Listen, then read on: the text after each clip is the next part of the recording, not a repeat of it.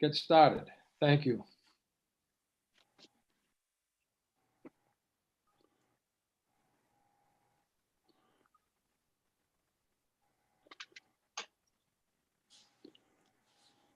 We are now live. Thank you. And good morning, folks, and welcome to this morning's public hearing on for the Education and Cultural Affairs Committee.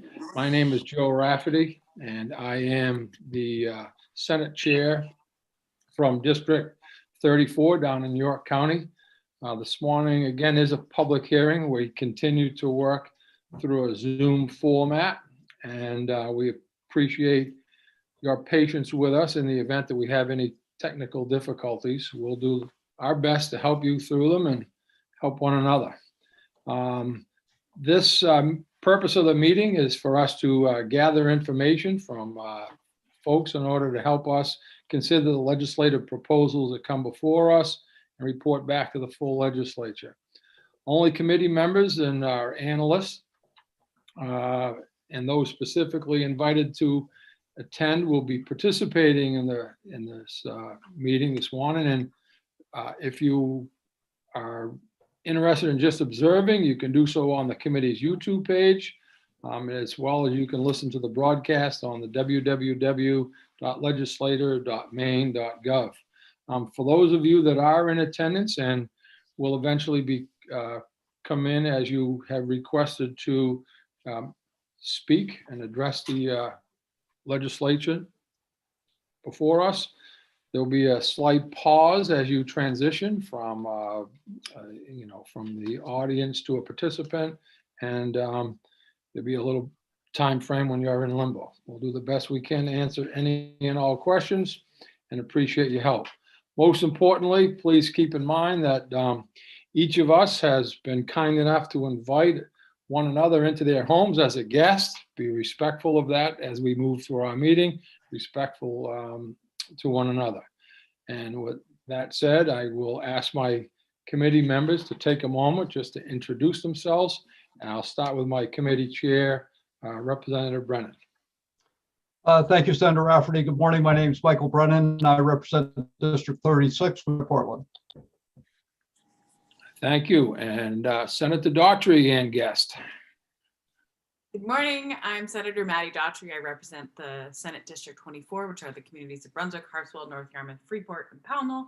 And I seem to be joined by Nisa the Catahoula, who seems to like jumping in and out of the frame. And I do apologize. I will have to leave around 10:40, getting to help facilitate and teach a class at Colby this morning about beer. So, wow. Good luck on that as well. Thank you. Senator Woodson, please.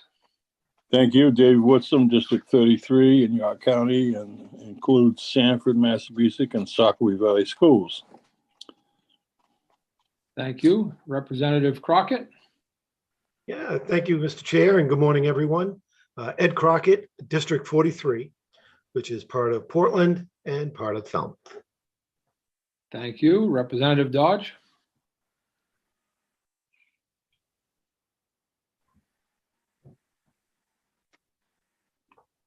Representative Dodge, I think you might be muted again, unfortunately. Whoop, I lost her completely. So I'm going to move on to next person, and hopefully she'll find her way back. She's had some technical difficulties the last couple of days. Representative McCray. Yes, good morning, everybody. I'm Dave McCray. I am sitting in my hometown of Fort Fairfield in the central part of my district of 9 communities in the central part of the county. Good morning. Morning. Representative Dodge, how are we doing? Oh, we're doing the very best we can with a smile.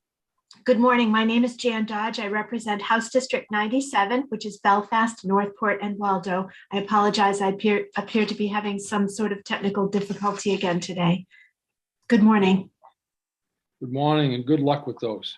Representative Millett. Good morning. I'm Rebecca Millett. I represent House District 30, which is most of Cape Elizabeth. Thank you. Representative Roach. Good morning, everyone. I'm Representative Tim Roach, District 7 Wells. Thank you. Representative Salisbury. Morning, I'm Sue Salisbury and I represent House District 35, which is part of Westbrook. Thank you. Representative Sampson. Good morning, everyone. I'm Heidi Sampson. I represent House District 21. That's Alfred, Limerick, Shapley, Newfield, and Parsonsfield. Thank you. And Representative Stearns. Good morning. My name is Paul Stearns. I represent House District 119, which is in Piscataquis County. Thank you very much, folks. And also working with us this morning in the background, we have our committee clerk is Eli Murphy, and Eli will be helping guests in and out of our hearing, and will also potentially hear and help us with any questions down the road is our analyst, Hillary Risler. So folks, again, thank you very much for attending. We appreciate that. And I will get us started. Our first hearing will be relative to LD 1802, which is an act to amend the requirements of the reorganization plan for the formation of regional school districts. So I will open that public hearing at this time and call on Representative Stearns to kick it off. Thank you, sir. Thank you. Testimony in favor of LD 1802, an act to amend the requirements of the reorganization plan for the formation of regional school units. Senator Rafferty, Representative Brennan, fellow members of the Joint Committee on Education and Cultural Affairs. I'm Paul Stearns and I represent House District 119 in Piscataquis County. I am presenting LD 1802 on behalf of the Department of Education. My understanding is that this legislation would allow towns looking to create a regional school unit to keep their elementary schools intact while still planning for comprehensive pre-K through 12 programming, much like a CSD or an existing community school district. If this organizational structure will help towns to improve educational opportunities and programming in a cost-effective manner, then I believe that they should be allowed to do so. I'll gladly take any questions, but I'm certain we will have folks from the department available that can explain the need for this bill as well as any other specifics. And if I might add to that written testimony, you all have in your email box last evening, excuse me, the department put forth an amendment. They had been working with stakeholders about the language of the bill, and there was some language in there that was causing concern regarding school choice, and it was unnecessary language, and they've removed that. The basic intent is I believe that it'll be explained that the department has had communities that were really looking to collaborate and form a school unit, and they were, but they wanted to maintain the integrity of their and the control of their small elementary schools. So this would give the language that's in there would give them flexibility to do just that. And I believe we have some folks that were in that category that have lived through this that will be able to explain that in better detail during testimony. Thank you very much. So with that said, I do believe we have a representative from Department of Ed, and that's Paula Gravel. Paula will be followed by Steve Bailey and Giselle Dion.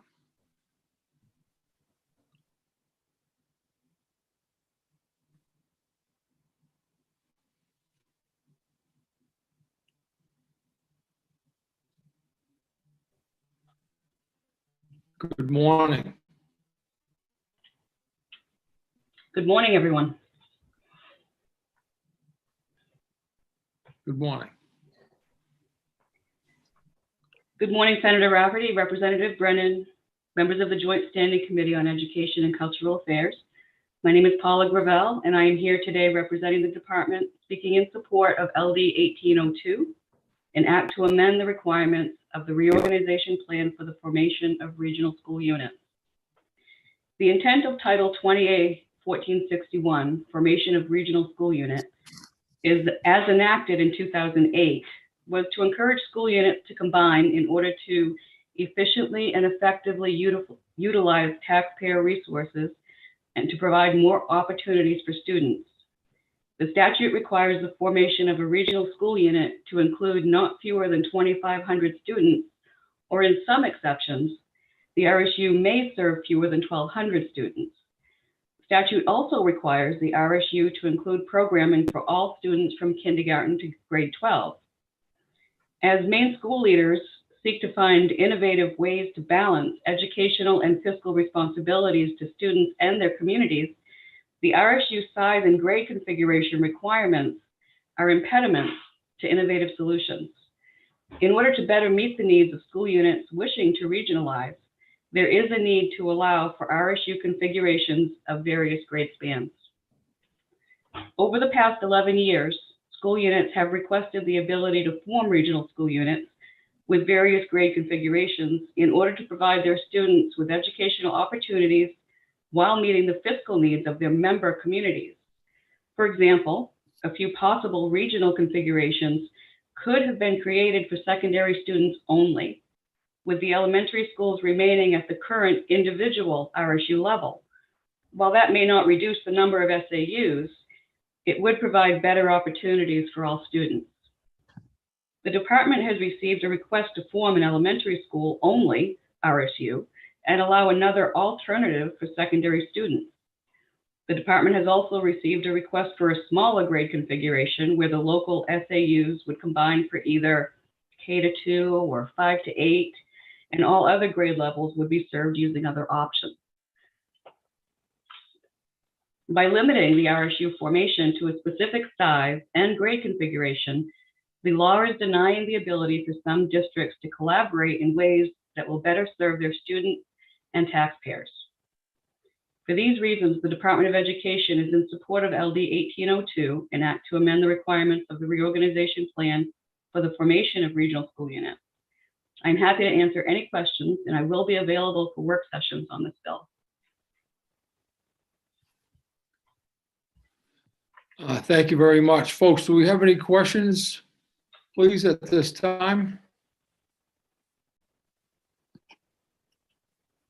I'm not seeing any hands up. So again, Paula, thank you very much for your testimony. We appreciate you being with us this morning and your availability. Thank you. Have a nice day. You too.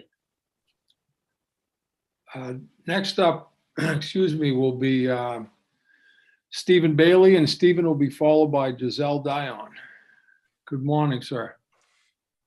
Good morning. Good morning, Senator Rafferty, Representative Brennan, and members of the Education and Cultural Affairs Committee.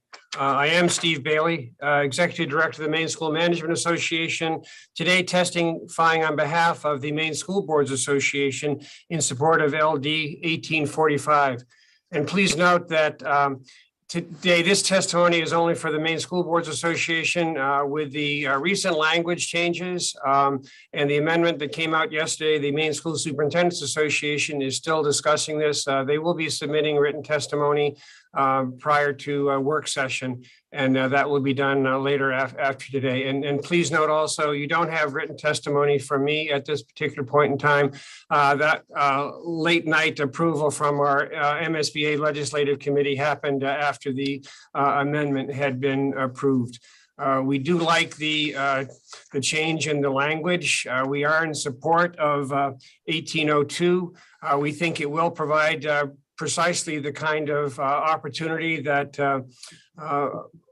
Paula has described. We've been in touch with the superintendent from and is going to be followed by, I know I am, by Giselle of that same district where a request of this nature was made. So we think that the difficulty in the language had been removed. We think that it makes very good sense in terms of aligning with Chapter 115 within the statute, and provides the kind of opportunity that would create better educational opportunity for students in these sets of circumstances, especially where the CSD formation law had been repealed. So Yes, indeed, we are as MSBA in support of 1802 and hope that this does move forward. Thank you, sir. Do we have any questions of Mr. Bailey at this time, folks? Seeing none, sir, again, thank you for your time this morning. We appreciate your testimony and your availability. You have a good day. Thank you. You as well. Next up is, let's see, I have Giselle Dion. Good morning. I think you're muted, possibly. The host has unmuted me. Excuse me. Good morning, and thank you for allowing me to speak to you committee members. My name is Giselle Dion, Assistant Superintendent for Valley Unified Education Service Center, which comprises Madawaska School Department, SAD 33, which is Frenchville, St. Agatha, and SAD 27, which is the Fort Kent area. Thank you, Representative Stearns and Senator Davis, for sponsoring LD 1802, which would allow grade configurations that better meet the needs of our students. I'm here to say that that is especially true for schools in rural Maine. As you can imagine, the thought of closing a school in order to regionalize creates much angst in communities. Unlike the more urban communities in our state that may have several schools within a few miles, and cities and larger towns with other community facilities that make up the multi-layered fabric of their communities, the prospect of closing a school in Maine's rural communities, where the school is the fabric of the community and the community's central focus, creates much angst. It is the place where education happens, where athletics bring crowds together, where communities have their meetings, and where cultural events are hosted. Yet, there are times where we feel it is necessary and in the students' interest and fiscal interest to create a regional school. However, Valley Unified's approach to regionalization was to ensure that all of its constituent communities could at least keep a local elementary school within their communities. This meant a school in each SAU within the RSU, with the goal to regionalize only the middle high schools. However, the current law did not allow that for us. Although the current law requirement is but one factor in what Valley Unified experienced and their attempt to create a regional middle high school, it was a most important factor in our efforts to create this regional school. The proposed changes in 1802 are paramount in allowing Maine's rural communities to continue working together to offer educational opportunities that meet the needs of their students, yet allows the communities to maintain part of their educational community under local control. Thank you. Thank you very much. Folks, do we have any question of Ms. Dion? Yes, we do. Representative McCray. Hi, Dave. Hello, Giselle. It's good to see you. Fellow science teacher. What's that? I said fellow science teacher. Absolutely. That's where we first met. Anyway, limestone comes to mind in my district. And you being the person that's the closest to being in the trenches that can address this. I know we've had a couple of people speak, but you're more thumbs on the pulse. Back to biology. Anyway, you're more thumbs on the pulse. Do you think that places like Limestone, which has closed their high school, most of those kids go to Caribou or Fort Fairfield, that this would be something that they may want to take advantage of if it becomes law? Does Limestone have their own elementary school? Yes. Okay. Yes, that's a possibility. I'm not in the politics of Caribou Limestone right now, but yes, that's a possibility. They might. But it sure looks like that would apply to them if they so chose to take advantage of it. if it becomes law. That's it. Very The- good. If I can add one other factor. Please. It's easier to regionalize middle and high schools where our decreasing student enrollments right now are creating issues with what we can offer because smaller grades, smaller staffs, et cetera. So we have less to offer. If you regionalize a middle high school, you can offer a lot more. At the elementary level, it is less critical in the fact that teachers can teach multi-grades. But an English teacher in a high school will not start teaching math or biology or so forth. So regionalizing for high schools and middle schools is a big factor in offering an equitable education in rural Maine. Thank you very much. Good to see you. Thank you. Thank you. Any additional questions, folks? Yes, Representative Dodge. Thank you, Mr. Chair, and thank you, Ms. Deon, for being here this morning. My question is one that perhaps is unnecessary, but I don't want to assume anything. Are you able to offer a complete educational program in your town now, including PE, art, music, special ed, all of those things? Absolutely. We are able to. It's the extras that we struggle with, hiring staff for those extras. And as I stated, we are part of a regional service center. So we do have some shared services, curriculum coordinator, that type of thing. We share teachers also for French, for health. So yes, your answer is yes, but it's multi-layered. Got it. Thank you. Thank you both. Any additional questions, folks, for Ms. Dion at this time? Seeing none, again, thank you for being here. We appreciate your testimony and your experience helps. You have a nice day. Thanks, you too.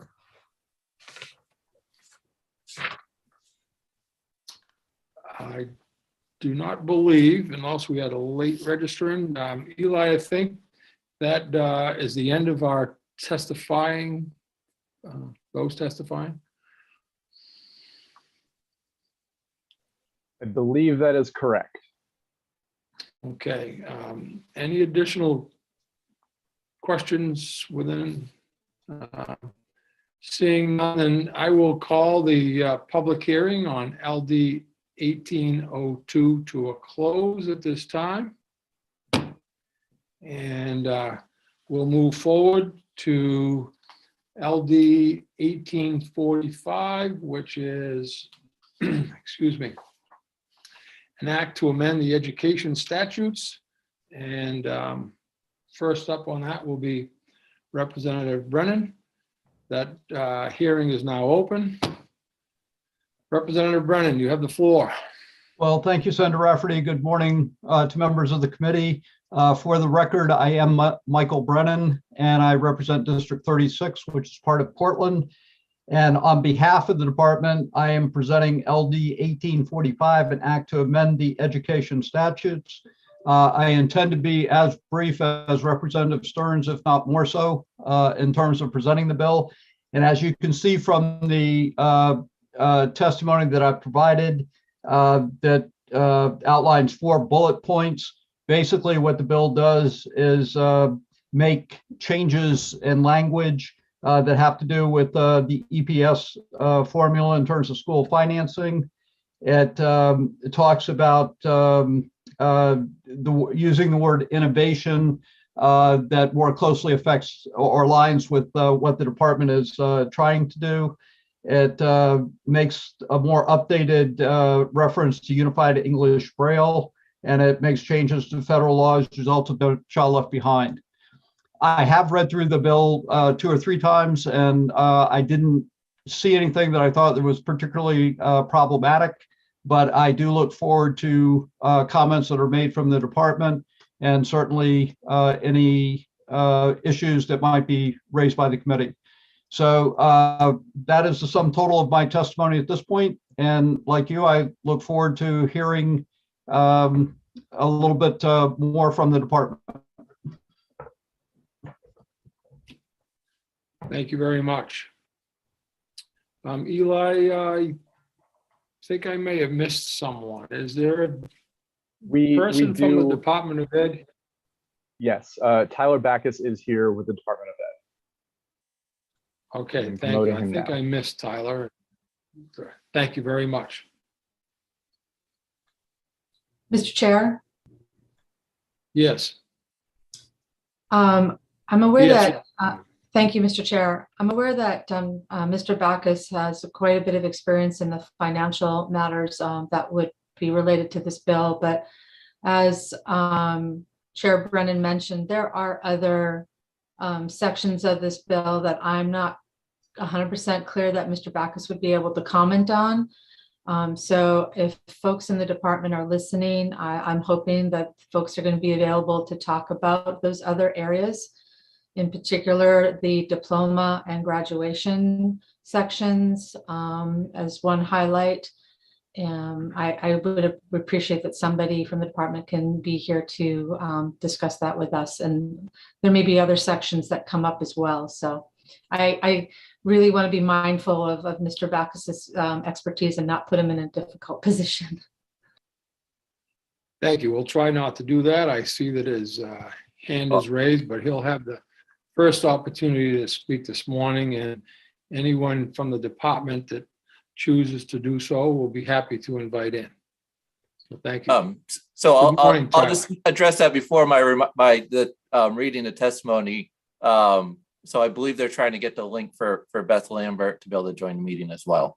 So she'll be able to answer those educational questions. So, thank you. So Senator, actually, let me move this over. Senator Rafferty, Representative Brennan, and members of the Joint Standing Committee on Education and Cultural Affairs. My name is Tyler Backus, and I am here today representing the department speaking in support of LD 1845, an act to amend the education statutes. The bill is presented in order to remove outdated language or clarify existing language. Changes impacting curriculum and instruction in Title 20A curriculum and instruction are summarized below. Section 3 removes the outdated Braille form to align with current practices. Section 4 clarifies the definition of Braille. Section 5, 6, and 7 clarify diploma requirements to more accurately reflect the intent of Section 4721 and Section 4722. Section 12 updates the language to reflect the current authorization of the Elementary and Secondary Education Act as amended in 2015 to the Every Student Succeeds Act. Changes impacting school funding language in Title 20A, Chapter 606B are summarized below. Section 11, 42, and 43, amended language was included in error and should not be enacted. Section 13, 14, 15, 16, and 17 add references to career and technical education or CTE regions that are necessary now that state subsidy supports 100% of EPS for CTE schools, and issues resulting, hold on.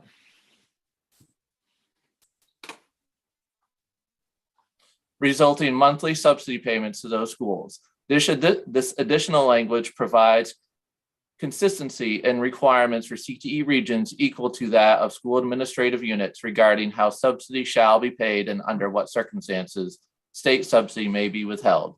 Sections 18, 19, 20, 22, 23, 24, and 29 remove sections of statute that were necessary when the state provided less than the target of 55% of educational costs and less than 100% of operating costs.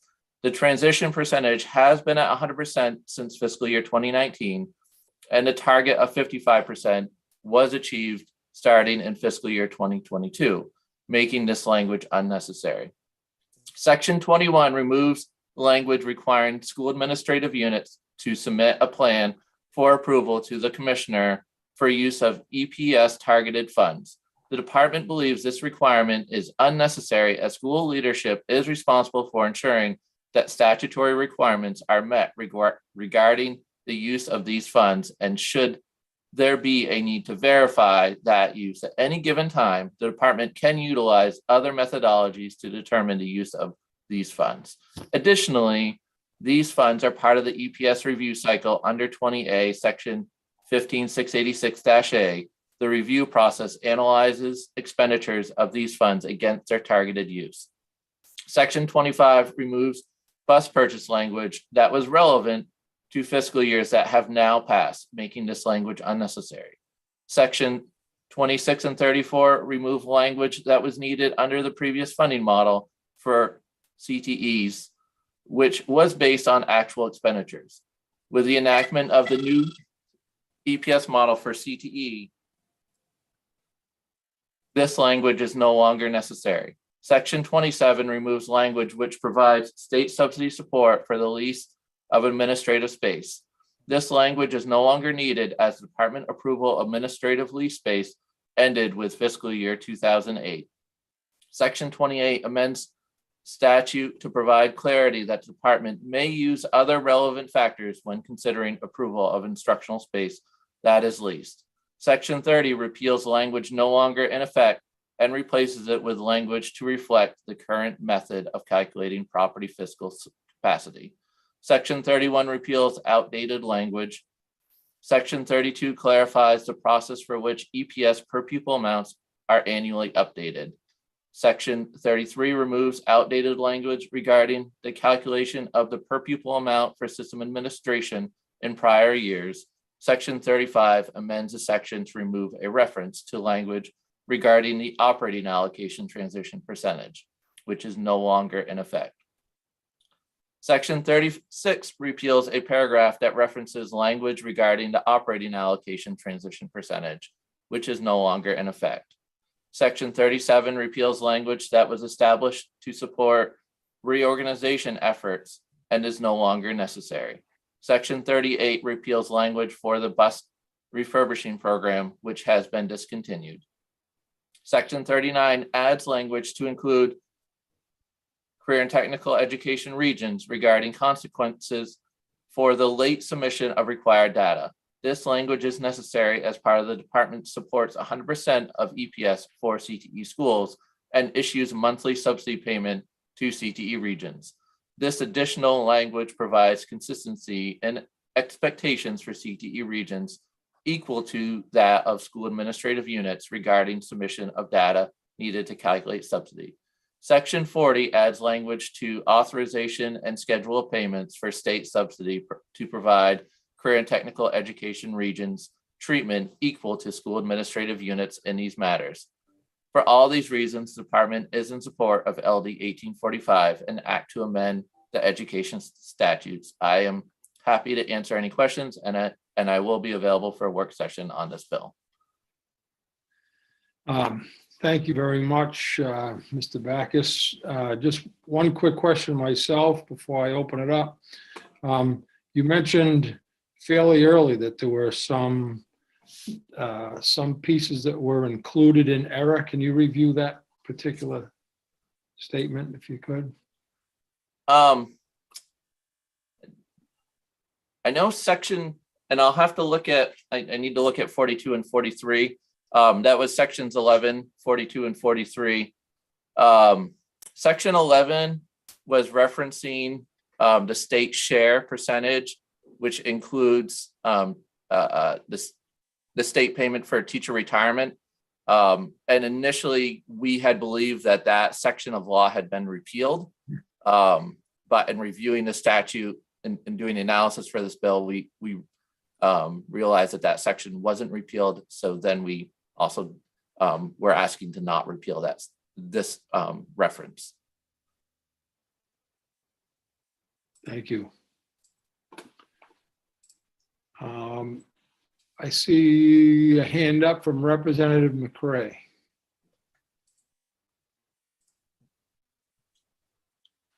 No, I must have bumped it. I don't have a question, or I didn't lower it. no problem. That's okay. Representative Millet, please. Thank you, Mr. Chair. So, Mr. Backus, I got section 11 as being removed, section 42 and 43 as well.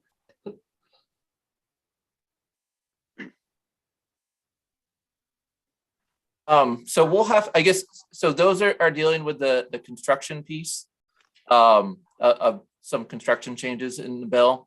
So we'll have to take those back to Scott Brown. Okay. So I'll just go on record here that I do have questions about that. I'm not sure why this change is being made, so I definitely would like to understand if it's going to be kept in, why. That would be great. Although I shouldn't make a statement. I just realized, my bad. So I have questions about it. And if it is going to be kept in, I'd like to have an opportunity to ask why it's in. Also on page 11, no, that's not it. Page 8 of the bill, line 14. Oh, no, my question is, it's not line 14, it's 28. Targets.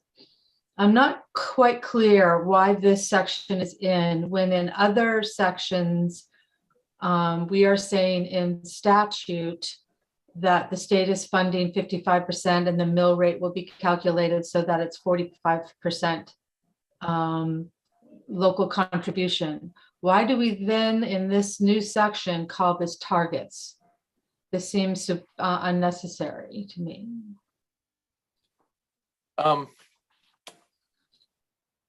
I don't know the answer quite offhand. I think we'll have to take that one back, Representative Millet. Okay. We can answer that. Thank in you. one section. Yeah. That's it for me. Thank you. Representative Stearns, please. Thank you, Mr. Chair, and thank you, Mr. Backus, for being with us this morning. Could you go back to section 11 for me? I see it as referring to maximum allowable tuition, and I think you referred to it as another topic. Yeah, so within maximum allowable tuition, for private schools, the change percent, the percent that it can move up, there is a reference in that section that refers to the increase in state percentage that includes the teacher retirement. Okay. And so that's why we were going to remove that reference because we had believed that section had been removed. Okay, thank you very much for the clarification. Thank you. Yes, Representative Millet, do you have another question? I do. Thank you, Mr. Chair. Those were my financial questions. Now I do have some around the other areas of the bill, and I see that Ms. Lambert is here, which is awesome. Thank you so much for popping on. So yeah, I just would like to hear more about what the department is thinking, starting in section 5, and then there's a whole bunch of sections that follow it that make changes to diploma requirements, instructional requirements, content standards, etc. As everyone may remember, we've gone through this for a whole bunch of years, so I'm very cautious about changes in this section. So thank you. Yeah, absolutely. And it does seem, I think, more than what it actually is when you first look at it. And so hopefully we can clarify it together. So we'll start with section 5 and look at the comprehensive program of instruction. There was inconsistency around this idea around a secondary school program being 2 years. And later it's mentioned at least 4 years. And so what we all know is that high school is generally typically 4 years. Students have the ability to petition their school board for early graduation. That's something that is done. It doesn't change anything of that ability in here. But the first piece in section 5 is that we remove that at least 2 years of length because it's just not consistent with what is practice in our schools and was inconsistent with the other pieces of statute around 4 years.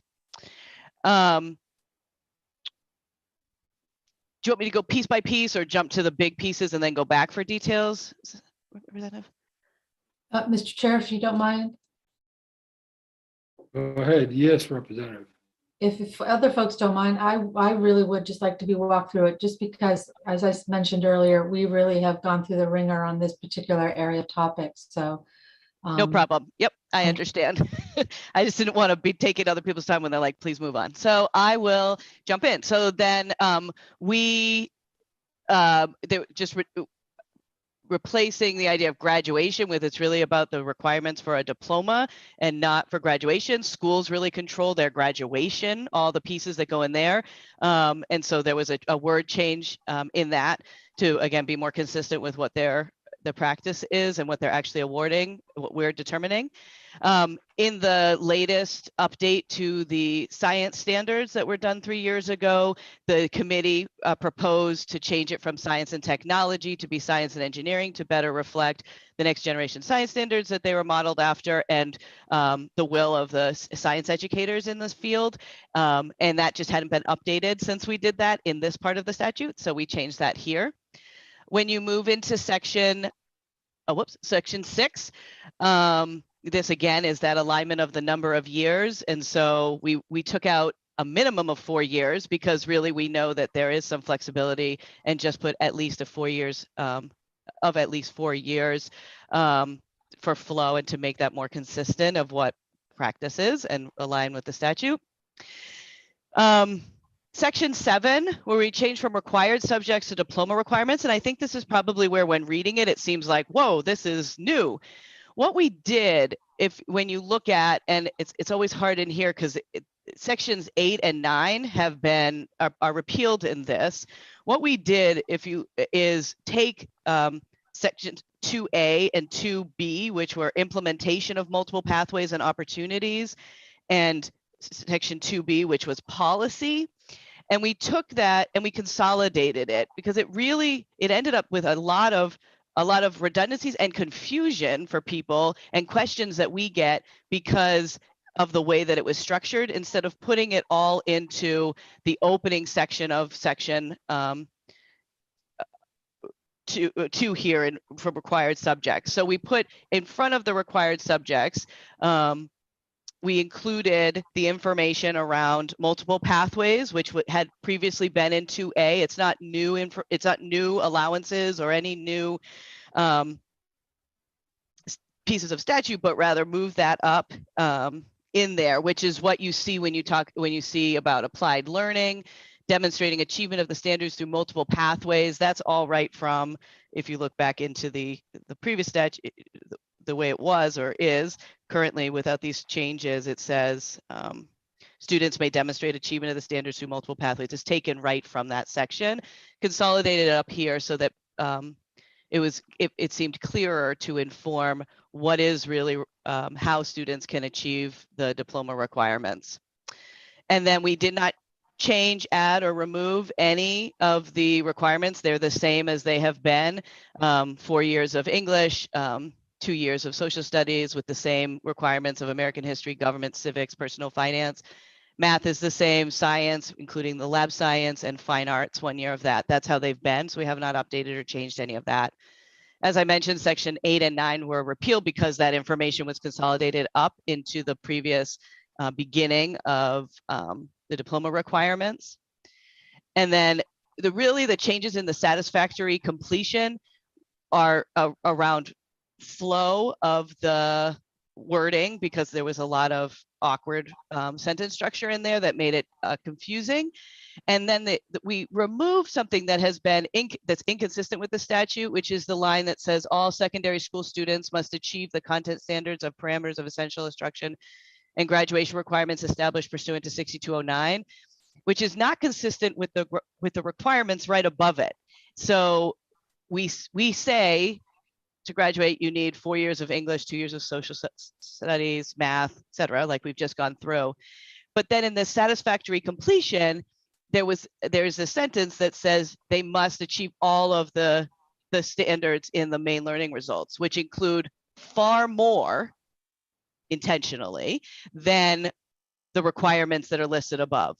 So what that one sentence sort of harkens back to the proficiency based, where in proficiency based, you had to meet all of the standards of the learning results, which one of the areas, as I remember, that was a major hardship on our schools was that requirement, that it was unrealistic that every student meet every standard. They weren't designed that way. As we've talked about in the revision process of the standards, we intentionally create far more than what every student will do, because we know that some students really dig into certain topic areas and go very deep, and others do sort of, the minimum for high school and have other areas where they dig deeply in. So that flexibility is meant to be in the statute. Again, we haven't changed anything. It's just clarifying what that's there.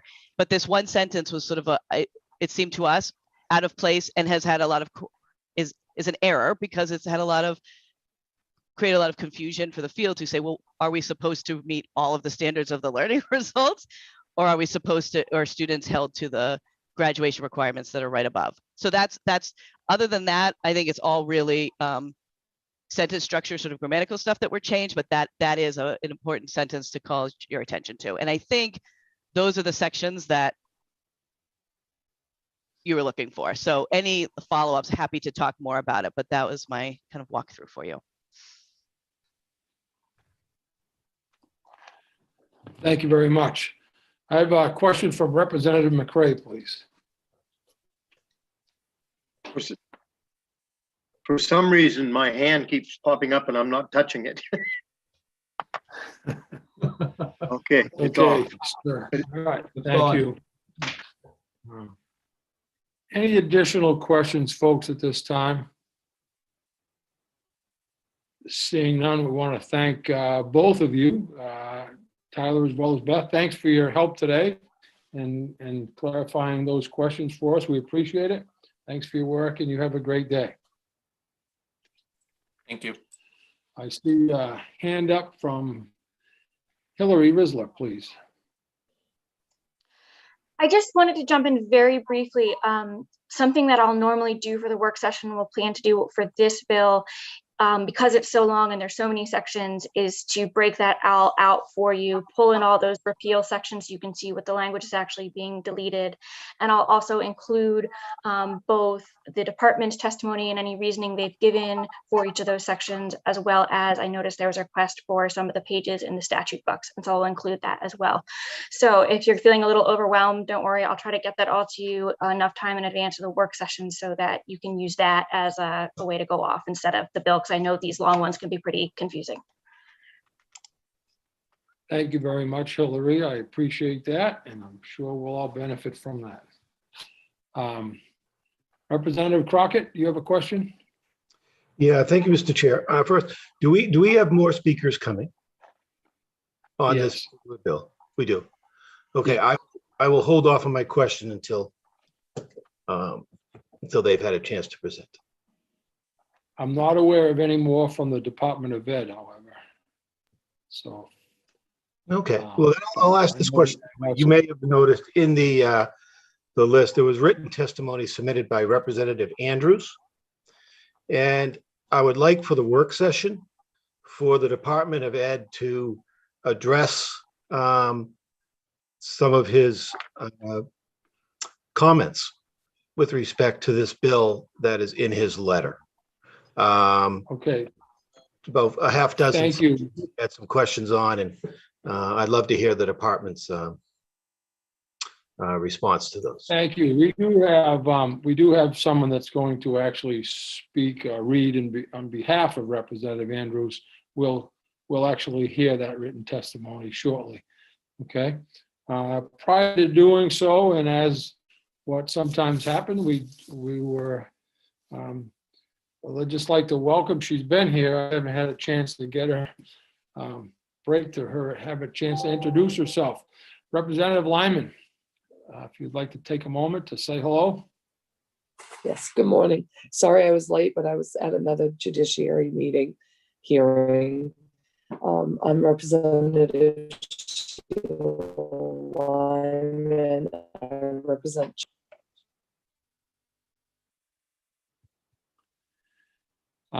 Thank you, Representative. I don't know if it's on my end or potentially on your end. There seems to be a little bit of problem with the connection. So But thank you. And I can't tell, to be honest with you, if it's yours or mine. So if it's mine, you might be struggling me. I don't know. I'm hearing you well. Are you not hearing me? Right now I am, right this second. Okay. I lost your introduction though. Okay. Do you want me to reintroduce? Yes. If you would, I lost it completely, to be honest with you. Okay. I'm Representative Sheila Lyman. I represent District 74J, Livermore Falls, and part of Livermore. Thank you. Thank you, and that was crystal clear. Appreciate it. Sorry for any confusion. No So, problem. folks, we have additional testimony in support of LD 1845 before we get to those opposed. So next up will be Neil Goldberg. Neil will be followed by Stephen Bailey and Deborah Parker. Senator, I do not see Mr. Goldberg in the call, so I've promoted Steve Bailey. Thank you for doing so. I appreciate that. Welcome back, Mr. Bailey. Good morning again. How are you? So Senator Rafferty, Representative Brennan, and members of the Educational and Cultural Affairs Committee. I am Steve Bailey, Executive Director of the Maine School Management Association, this time testifying on behalf of the legislative committees of the Maine School Boards Association and the Maine School Superintendents Association in support of 1845. We do appreciate the language changes, and we recognize some of the changes that were made even this morning in terms of those things being taken out. We appreciate particularly the references to continuous improvement and innovation to support all learners. One of the key lessons from dealing with COVID over the last 2 years is that innovation is needed to meet the needs of all students who learn in different ways and at different paces. It also supports what Commissioner Macon describes as a whole student approach to learning. The freedom to innovate respects our seasoned educators and administrators who bring years of knowledge and experience to the job, and supports those new in the field to find what works for individual students. We also applaud the continued commitment to 55% state share, which we reached with the last state budget. This bill codifies that in statute.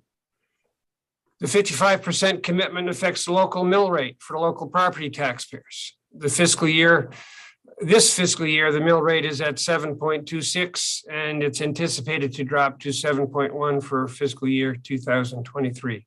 So we both stand in support of LD 1845. I'd be pleased to take any questions if you have any. Thank you very much, sir. Do we have any questions at this time of Mr. Bailey? Seeing none, sir, again, thank you for waiting and coming back to join us this morning. We appreciate your comments. You have a good day.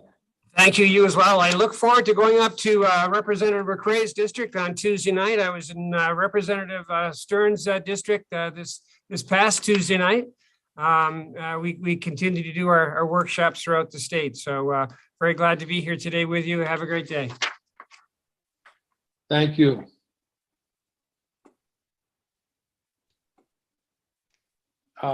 Next up, we have one more person speaking in support of LD 1845, and that would be Deborah Parker, please. Good morning.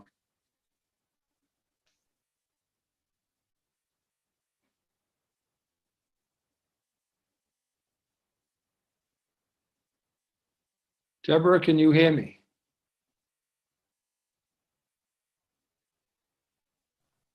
Can you hear me now? Yes. Yeah. Can you hear me now? Okay. Yes, we can. Good morning. Okay. Good morning, Senator Rafferty, Representative Brennan, and honorable members of the Education and Cultural Affairs Committee. First, I want to thank you all for your commitment to improve education. And I share an innovative passion for what I'm about to bring to you again, so that we can talk about its application in these statutes and hopefully allow me to bring it to the schools and the main student population that needs it, which is 44% at current rate. Deborah, Okay, so before, yeah, excuse me, Deborah, your comments today are relative specifically to LD 1845? yes, I'm going to talk about the statutes. Yes, I am. I'm just trying to get there. Okay. Okay, thank you. All right. Before I begin, let me say that we are currently bound up in the community from these statutes. And from my view, I'm hogtied to a standstill. And I've been in this work in Maine 20 years. So let's just read section 1 of subsection 8 in regard to one line. It would be easier to tell me what I can do as a community, ESA supportive, innovative, nonprofit, 501c3 organization than for me to read this paragraph, because I don't fit in anywhere. So, but yet in section 12 of the statutes, there's a remark about being Every Student Succeed Act interested in their student assessments. So what I'm going to explain to you is LD 138, which is for reading proficiency, presented to you a couple weeks ago. Yes, however, And Deborah, honestly, Deborah, I don't mean Yes. to interrupt, but the committee, right now, we're dealing with LD 1845, and we want to try to stick to that topic, please. Thank you. Okay, so there is no funding anywhere or support anywhere to bring community, ESA supportive, innovative research, not research, innovative programs into the main statutes, into the main schools. None of the statutes support this effort. And I think we need to add that one line or clause. And it should go in next to, let me get the section. School innovation in section 1 on line 14, 15, and 16, where it says school innovation means the process by which schools and committee use pilot programs. Our pilot programs makes no significant changes to the school. So it can't fit right there, because the next word says, and make significant changes in the existing school structure. We make no changes. So all we have a program that most people want to call a pilot program. It's a learning enabler program for LD 138. And it doesn't fit anywhere, and it needs to fit in these statutes. So Deborah, if you I can, suggest, Deborah?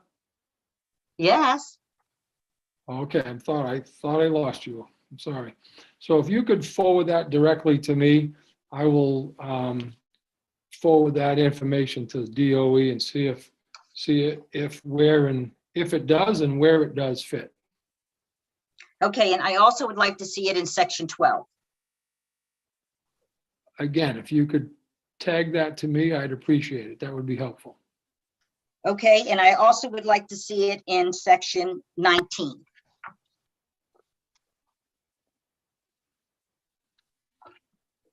Okay. And additionally, I'd like to see it in section, where's the partnerships? Did I do that already? Yeah. In section,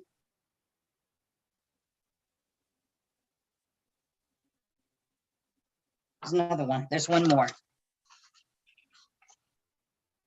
Oh, section 21, targeted funds. Again, I'd appreciate it if you could tag those to me with those recommendations. I can forward that to the department before our work session and see where, if they fit, number one, and where. So this committee's not interested in my view on that. We're not, it's not a, well, we're trying to, we're not in a position to make decisions today. We're trying to take this information, we would take it forward if it's applicable to the work session, but we want to get that information to the DOE in advance. Okay. One thing you have to understand is a lot of information that you can get, a community nonprofit cannot. We can't get a lot of public there's no public information that is easily accessible from the main schools. So for me, as president of Future Vision Youth Development, a not 501c3 nonprofit, and I would like that somewhere in here that we have that access. Because I'm here supporting 44,000 kids and can't for 20 years get anyone to listen to this. 40 minutes of information or the 5 points I want to make on the statutes. It's really a sad state of affairs. And I believe Senator Woodson made a comment on LD 138 that no progress was made. This is exactly the reason why. If I can't bring the solution to you anywhere because you don't do it and you're not aware of this program, how are we going to move forward innovatively in schools? How can I do any work in schools? My program is so small and it can recover kids, but no one in education wants to know about the solution to illiteracy, about reading proficiency improvements. You can't do it. You've been trying for 20 years. You've been trying for 2 decades. I have it in my hand. Deborah, again, I appreciate your concerns. I understand what you would like to see happen, but specifically today, we're dealing with 1845. If you have additional programs you'd like to discuss, as I said, I'd be happy to take those forward to a DOE for you and on or in your behalf. Just send that information to me and I'll do what I can and be in Who is contact speaking? with you. I can't even tell who is speaking. Is this Senator Rafferty? It is. My apologies. Just Yes, I it can't see you. Okay. All right. Well, you know, I've done this for 20 years now. So I appreciate the fact that you're finally going to take it to education. You did all receive 2 letters from me, one in December and one January, explaining this whole thing to you already. So I can't realize it to be new information. You all were sent, 187 of you twice were sent letters in the legislature, and all of you are members of the legislature. You know the problems I'm having. And I can't Deborah, get we appreciate I appreciate your passion for what you're doing. Sure. I will No, do you my don't, best. sir. It's not passion. This is no longer passion. It's not passion. Okay, I no longer have passion and I no longer have a lot of patience. But one thing I do want you to read, there's only one page. There's one of my testimonies I just suggested for you. It's called Olga Perez. Please read that. If nothing else, please read that. Thank you very much. And also, you've got 10 teachers who said how effective this program and this process worked for them. 10 Maine teachers. This is Maine data from 8 Maine teachers and 129 students, Maine students, just taken during COVID and prior. I want you all to be responsible to know that these letters have been sent to you and you should have them December 13th and January 6th. Thank you very much. And I am hopeful that finally somebody can hear me because I speak for 129 students and 44,000 who need this help. Thank you. And there is a solution to illiteracy problems and reading proficiency. Thank you very much. There is a solution and it's quick. Okay. Thank you very much. Thank you. You have a good day. I'll stop talking now. Okay. You also. I'm holding you all responsible. Thank you.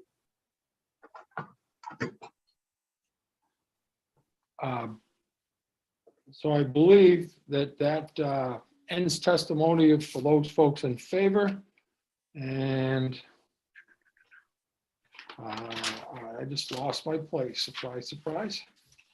All right, so, and we have Representative Sampson is going to speak on behalf of Representative Andrews at this time. And I believe that's the only testimony opposed to LD 1845. Representative, you have the floor. Thank you so much, Senator. I appreciate it. So I'm speaking in Representative Andrews' voice. Senator Rafferty, Representative Brennan, and members of the Education Cultural Affairs Committee. My name is John Andrews, and I represent District 73 in Western Maine. This is my testimony in strong opposition to LD 1845, an act to amend education statutes. This is a bill from the Department of Education with a title that sounds like it pertains to routine housekeeping items. It is far from that. This bill is a Leviathan. It is an omnibus bill that makes wholesale changes to our public education system in the state of Maine. The innocuous bill title suggests that this piece of legislation should sail through the Education Committee and go under the hammer in the House and the Senate. It most certainly should not. There are language changes that alter meanings and intent to statutes that have been in place for almost 40 years. If anything, this bill should be broken up into separate, smaller bills for each proposed change to statute. Those bills should get divided reports, and each is worthy of debate on the floor. LD 1845 should make many statutory changes, Among those is the fact that it would lessen local school board control and put that power in the hands of planners in a central state office. We should not be doing anything to diminish local school boards, no matter how trivial it may seem. The proposed changes in this bill are not minor or routine. They are wholesale changes to the statutes that dictate how public education functions in our state. For example, now I'm only going to mention the statutes. If you read his testimony, you'll see all of the specifics of where in the statutes these topics are. So Section 2 would bring in the Department of Health and Human Services into curriculum planning. Section 5 changes the length of time for instructional programs and requirements in statute. Section 10 changes local requirements for a well-rounded education. Section 13, 14, and 15 all add the language of, quote, if a school administrative unit or career and technical education region, end quote. Section 16 changes shall to may. Section 22, this puts the 55% state funding into statute through language addition. All of these changes could and probably should be their own bills that are debated in committee and on the floor. Each will have large ripple effects on how our schools are run and governed. All of these proposed changes deserve to see the light of day and be reviewed by all residents, taxpayers, and parents in our great state. I would urge you to vote this bill down and have each proposal come back as a separate bill instead of being lumped together in an omnibus package from the Department of Education. Trying to make such drastic changes in this manner is not good governance. I implore the committee to make the right decision and do what's best for Maine students, teachers, and parents. I thank you for your time and consideration. John Andrews, State Representative, District 73. Thank you very much, Representative. Would you like to try to answer any questions, or would you like us just to forward those to Representative Andrews? I think that, well, we could send the questions directly to Representative Andrews, but I think a lot of this should be discussed during our work sessions. We can take those sections, and so I think that would be probably the more prudent way to go about it. I mean, if you have specific questions, I think we should all be discussing those. Thank you. But, So, but then, not, again, obviously not right now. right, we'll discuss the bill in its entirety in our work session. And perhaps if you have an individual question, anyone, you could forward that to Representative Andrews for a heads up prior to the work session. Or you could send it to me and I'll forward it to him. I just don't want to speak for him. Okay. Sure, I understand that. Thank you. Thank you. Thanks for reading that. Folks, any additional questions or information that before we close the hearing? Seeing none, I'm going to close the hearing on LD 1845 at this time. And thank you all for your work. We do have a report from DOE coming in this morning. And at least I believe we do. I have it in my notes. And that was the GEA, which is the State Government Evaluation Act. I see Hillary's popped onto our screen. Would you like to give us a heads up there where we're headed? Thank you. Sure. Just very briefly, we actually have two Government Evaluation Act reports today. One is from the Department of Education, and the other one is from the State Board of Education. And I just briefly, some of you have done this process before, but some of you probably have not. So the GEA process is one that's in statute, and various agencies are reviewed every 8 years by the Committee of Jurisdiction. And so this year, the committee last session sent a letter to both the department and the state board asking them to fulfill this requirement, and they both have done so. Though some of you may have been able to pick up hard copies of these reports while you were at the State House previously, they are both online. And when I finish talking to you, because I am not good at multitasking, I will then put a link in the chat for anyone who needs to pull up the online version. The reports in front of you, you'll receive. And they'll receive the presentations and have the opportunity for questions, or if you want additional information to ask the state board or the department. As part of your review, the statute requires that the committee basically consider the extent to which the agency operates in accordance with its statutory authority, the agency's degree of success in meeting its goals and objectives for each program, the agency's degree of success in meeting its statutory and administrative mandates, and the extent to which the agency has increased or reduced filing and paperwork burdens on the public. Ultimately, the end goal of this is to submit a report to the legislature as a whole, and the statute directs the committee to submit its findings, administrative recommendations, and if applicable, any legislation necessary to implement those recommendations to the legislature. Typically, what this really means is the committee will have myself draft a letter on your behalf to the full legislature indicating any of your thoughts or anything that came up in the review. Quite often, this can be as simple as just a simple letter saying that the committee has reviewed the reports and you feel that the agencies are meeting all of their statutory requirements, and that can be as little as you say. If there's something more you do want to say, of course, you'll have that opportunity and can direct me to include that in the letter.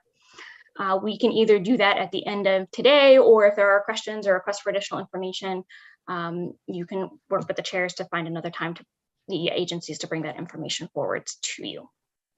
Ultimately, the deadline for this report to the legislature is March 15th. And with that, I don't have anything else for you unless you have questions for me.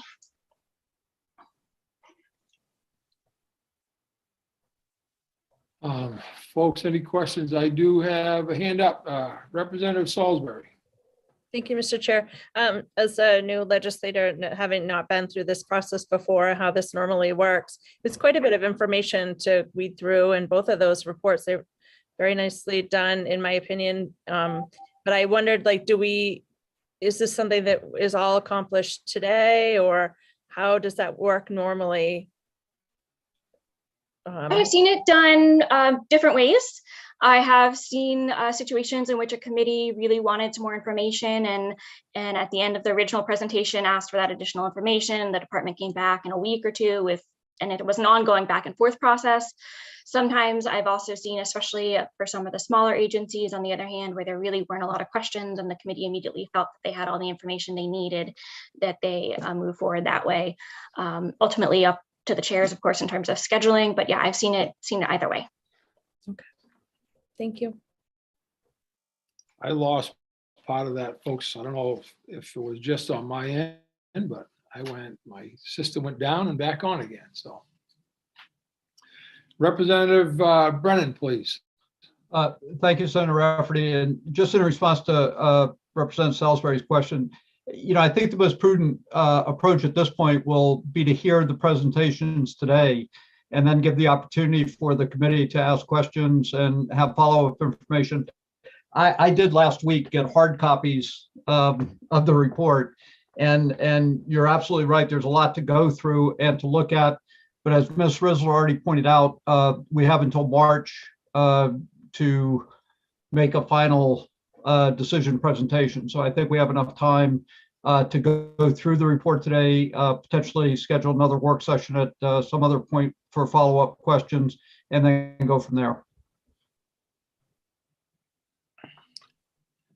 And from my perspective, being a rookie at this as well, I feel like Representative Salisbury, so I'll go with your recommendation, sir.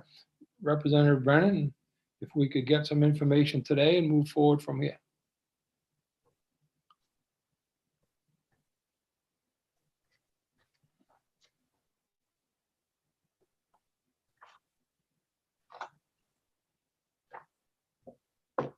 And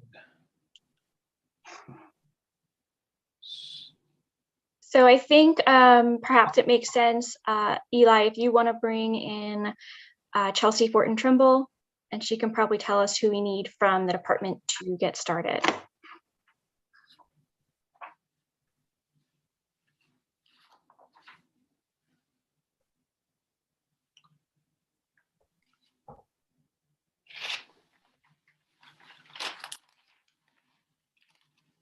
thank you.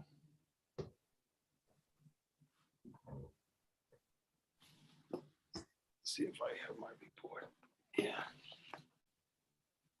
Good morning. If Commissioner Macon, Deputy Commissioner Chuda, Kelly DeVoe, Jonathan Shapiro, Rob Susi, Paige Nichols, Jessica Nixon, JC Holmes, if you could let them all in, that'd be much appreciated. Thank you.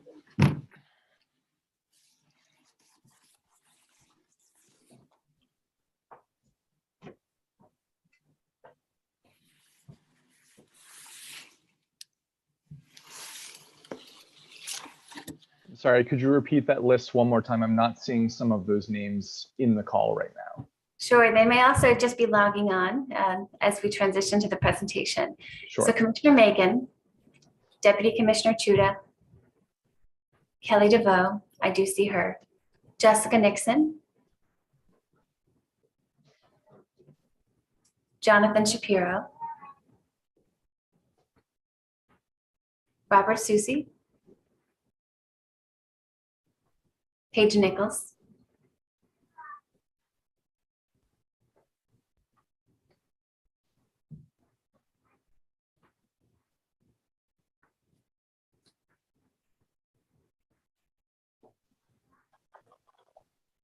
thank you, Eli. I see them all coming in slowly but surely. I think we just have a few folks, Jessica Nixon.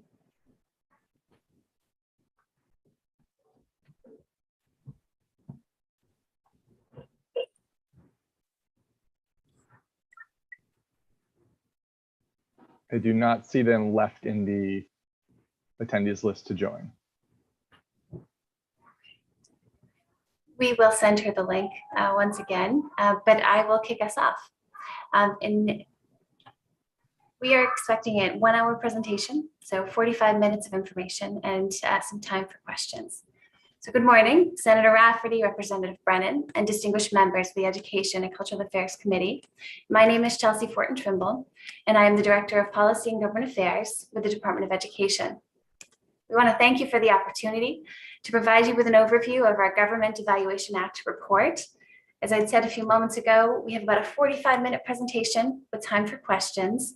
We will be sharing a slide deck, and that will be sent to Ms. Risler at the conclusion of our presentation. JC Holmes and I will be taking detailed notes so that we can capture all of your questions, create a question and response document, and share that with you next week. We'll also work with Ms. Risler to schedule a time for any needed follow-up conversations. Commissioner Macon will begin today's presentation, and without further ado, I'm going to hand it over to her. Thank you so much, Chelsea, and good morning, everybody. I think it's important to just place this particular GEA document and report in the appropriate context, as you know that this is a report that was created under extraordinary circumstances, and it reflects the operation of our department in the months leading up to the onset of the COVID pandemic, during the state of civil emergency, and throughout the ensuing months of ongoing and unprecedented challenges that have been faced by public education in the context of this lingering pandemic. 3 years ago, in our first biennial budget proposal of our administration, we had recognized significant gaps in the DOE's capacity under these normal circumstances that I barely remember.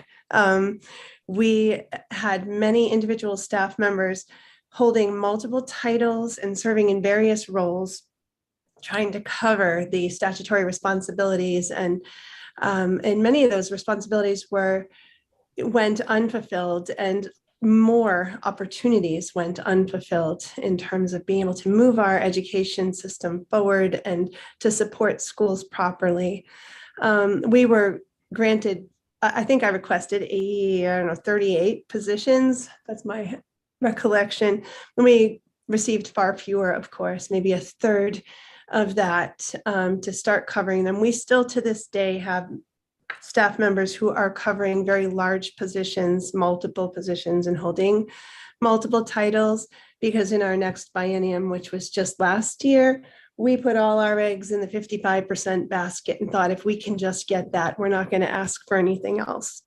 And so we remain understaffed for normal times. That said, I would say in the first few months of our administration, we were able to use federal grants, and we reorganized existing resources to build a few offices. We built the Office of Student and School Supports, or the OSSS, and you'll hear from them later in this presentation. We established the Maine School Safety Center, and we established an Office of Innovation. These three teams ended up, little did we know, they would end up playing absolutely key roles in the preparation that we didn't realize we were preparing for, and in the response to the COVID pandemic and its impact on our schools across the state. Schools had been, prior to the pandemic, supported in the development and revision of emergency management plans, in trauma-informed practices, in health and safety of schools, and also there were statewide think tanks feeding the development of a computer science plan, the next version of MLTI 2.0, and the innovative approaches to teaching and learning that we're still fostering today. All of this was in advance of the pandemic. As you know, and I won't go into the detail, but our immediate steps upon learning that the COVID pandemic was here in Maine, and when schools nationwide shut down, we put our energy into obtaining the permissions and the waivers to ensure ongoing student nutrition. And the governor immediately applied her GEAR funding toward connectivity for students who didn't have access to Wi-Fi at home. So it was all about nutrition and connectivity, and then getting those federal funds. And Chelsea, who will never brag about her own accomplishments, was the first, I believe, at that time in her role. We were the first state to have our approved first ESSER 1 emergency relief funding available here for our schools. We also had the CRF funding, and since that time, we've managed 8 federal funding emergency relief efforts, each of which contains so many pieces. Every one of them is, a different allowance, different limitations, different deadlines and timelines and forms and reporting and maintenance and so forth.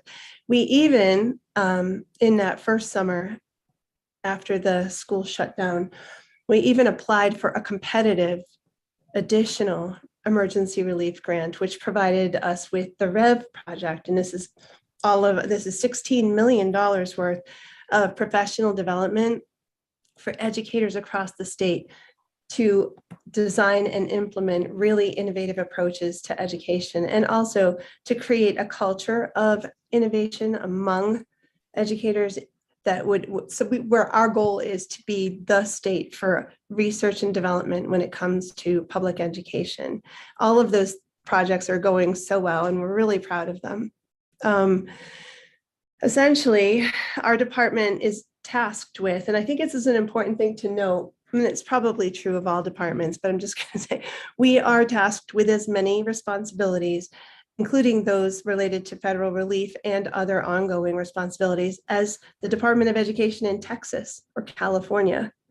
And we do so with fewer than 86 generally funded regular positions. I don't know if that's also known. We do have additional positions that are federally funded, and yet, we have a pretty lean team.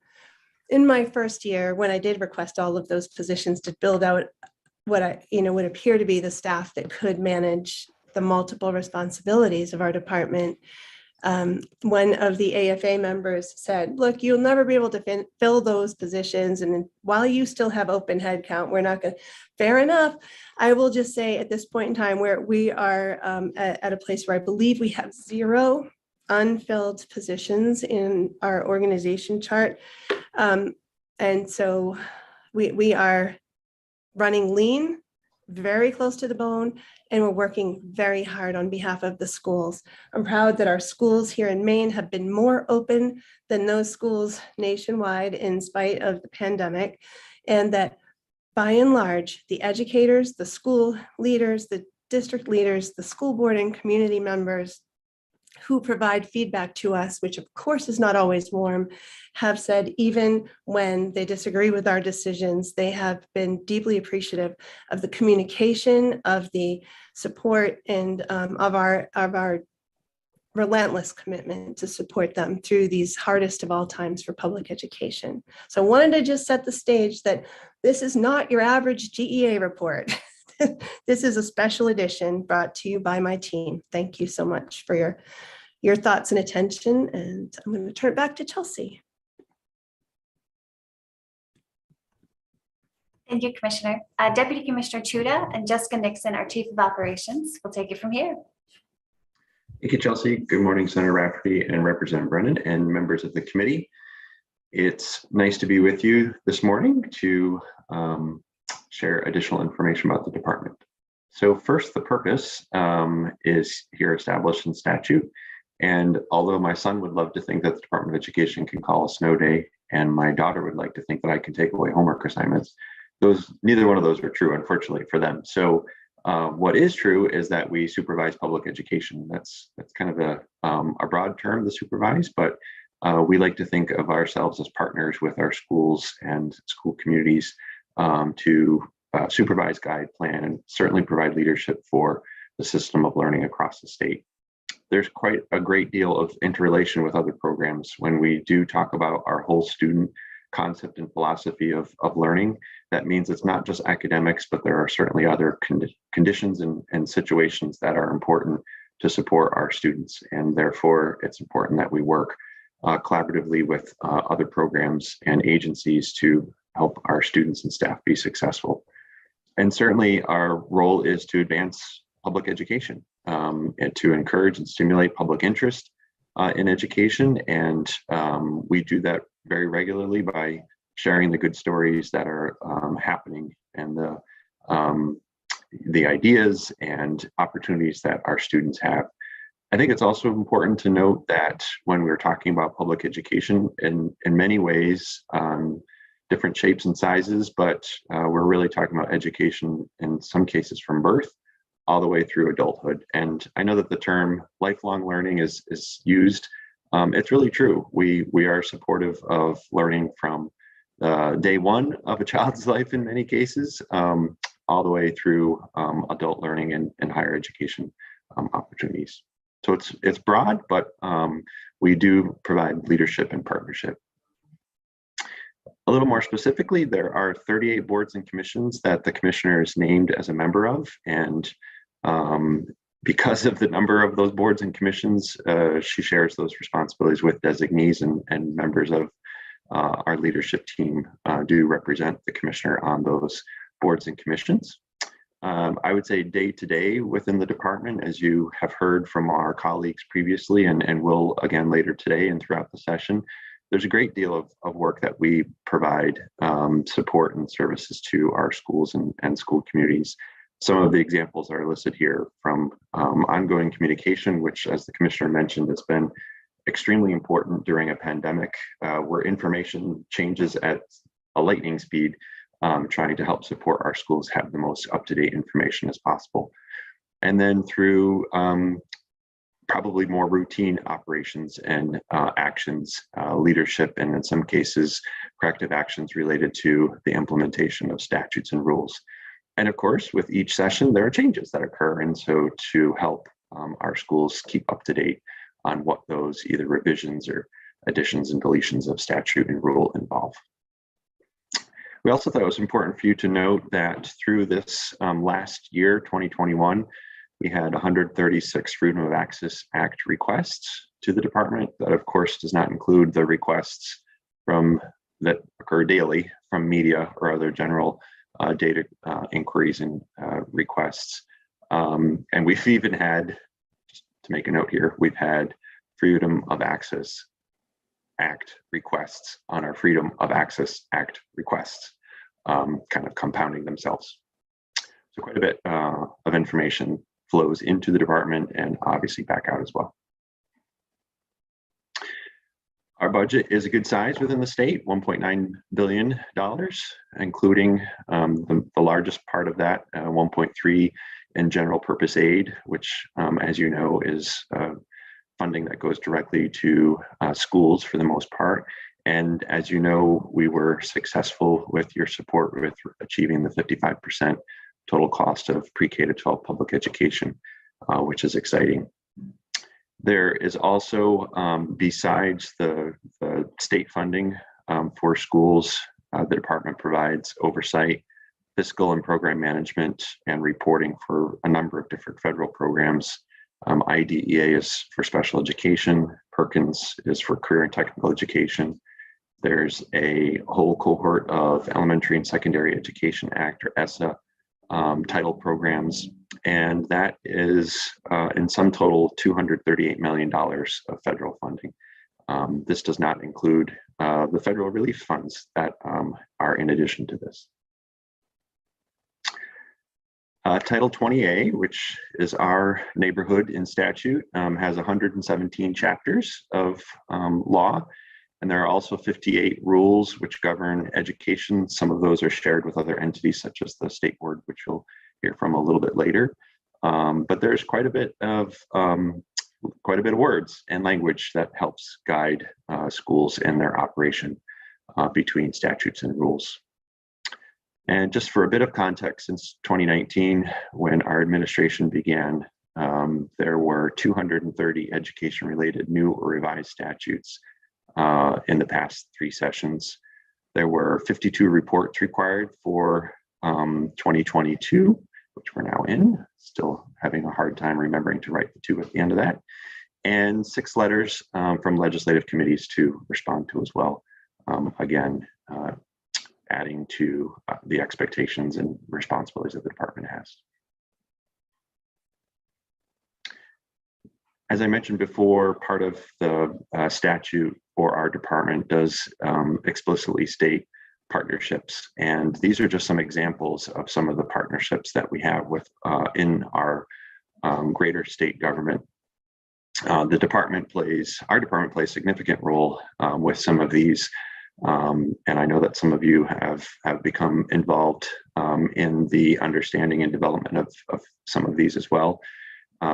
Particularly the governor's children's cabinet, which was reestablished, and we play a significant role in that. The Climate Council also has both learning opportunities for students involved, as well as greater governmental efficiencies and improvements for our climate. The Opioid Prevention Task Force, again, has significant impact for students and their health, and we're pleased to be part of that. The 10-year economic development plan, which again was released just before the pandemic, but does play a major role in how we think about, in particular, our human capital development. You've probably all heard at some point that there's a teacher shortage. You can probably easily at this point take the word teacher and put just a number of different roles within the school setting, because that's a challenge that we're facing, but are pleased to be actively pursuing some opportunities when it comes to the education workforce. And that's just one component of the economic development plan. And more recently, again, with the support of the legislature, we have the Maine Jobs and Recovery Plan, the governor's initiative to support Maine through some federal funds that seek to incorporate some opportunities to use the federal funds to, again, support a number of different education opportunities.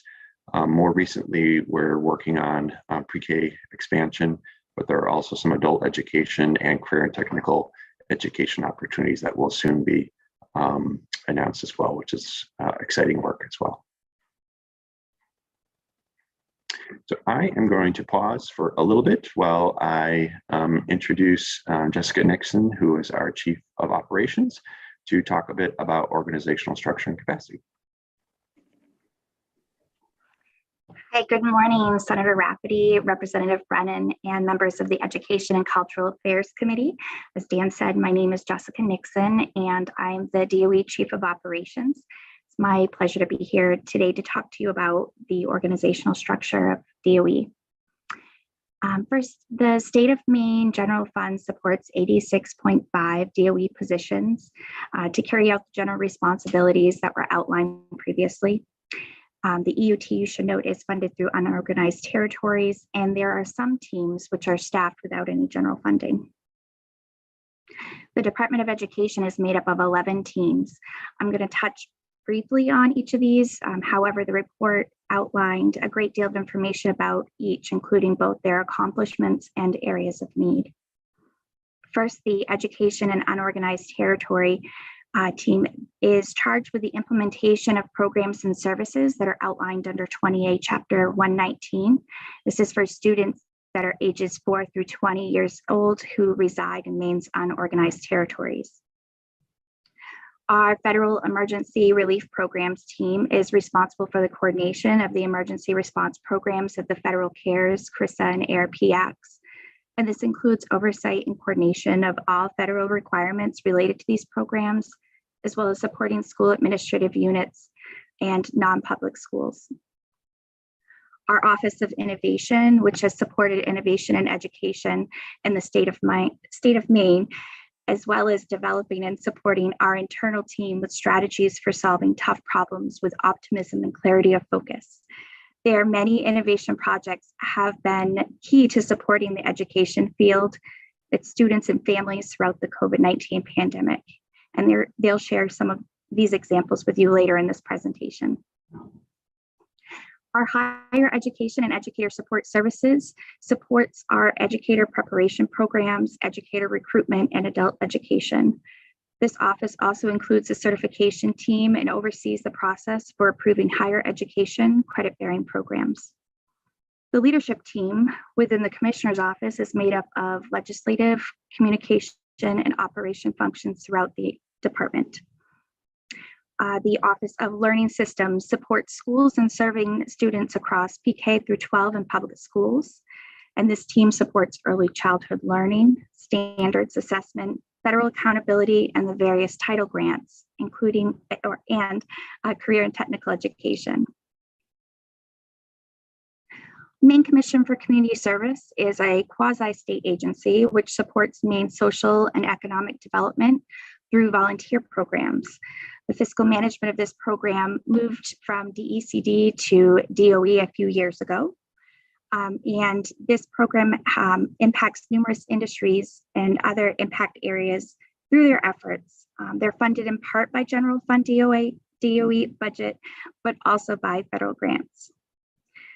Maine School Safety Center is a newer office that has already brought significant resources to our schools prior to and during the pandemic related to school safety, threat assessments, and general safety and school emergency management resources. Our Office of School and Student Supports provides direct supports to the field through a coordination of resources and programs that provide equitable and healthy school communities for all.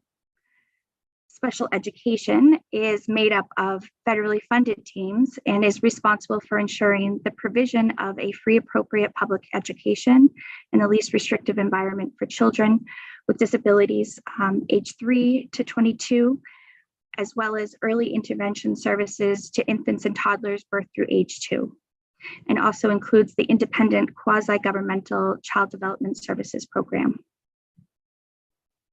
The School Facilities and Transportation team provides operational leadership, strategic planning, coordination, and administration of programs related to major capital construction projects, other school construction and renovation projects, and maintenance and safety of public school buildings.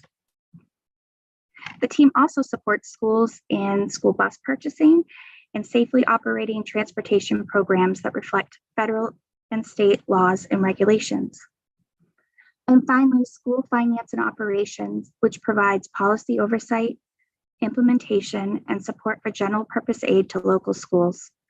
They have school data collection, management, and reporting, as well as state and federal child nutrition programs. It is worth noting that all of these very important functions are tasked with as many responsibilities as other much larger states with thousands of employees. It's common for a DOE team member to have multiple job titles and to hold a variety of responsibilities. Our total general fund headcount includes UT, Maine Commission for Community Service, and the State Board of Education staff, in addition to the core team of DOE staff members who carry out the work of the state. The pandemic has impacted our work tremendously, bringing extraordinarily challenges and opportunities at an unprecedented pace. We have a lean and nimble team that has stepped up to ensure that the best support services and resources are available to Maine schools. We have, like other departments and organizations, had some turnover due to the administrative and emergency related burdens. And similar to other departments and organizations, staffing continues to be a challenge, as in addition to limited application pools, we also have very few staff with capacity to pause and interview and onboard new staff. This predicament is not new to the department. However, the pace and volume of work has grown exponentially in the past few years.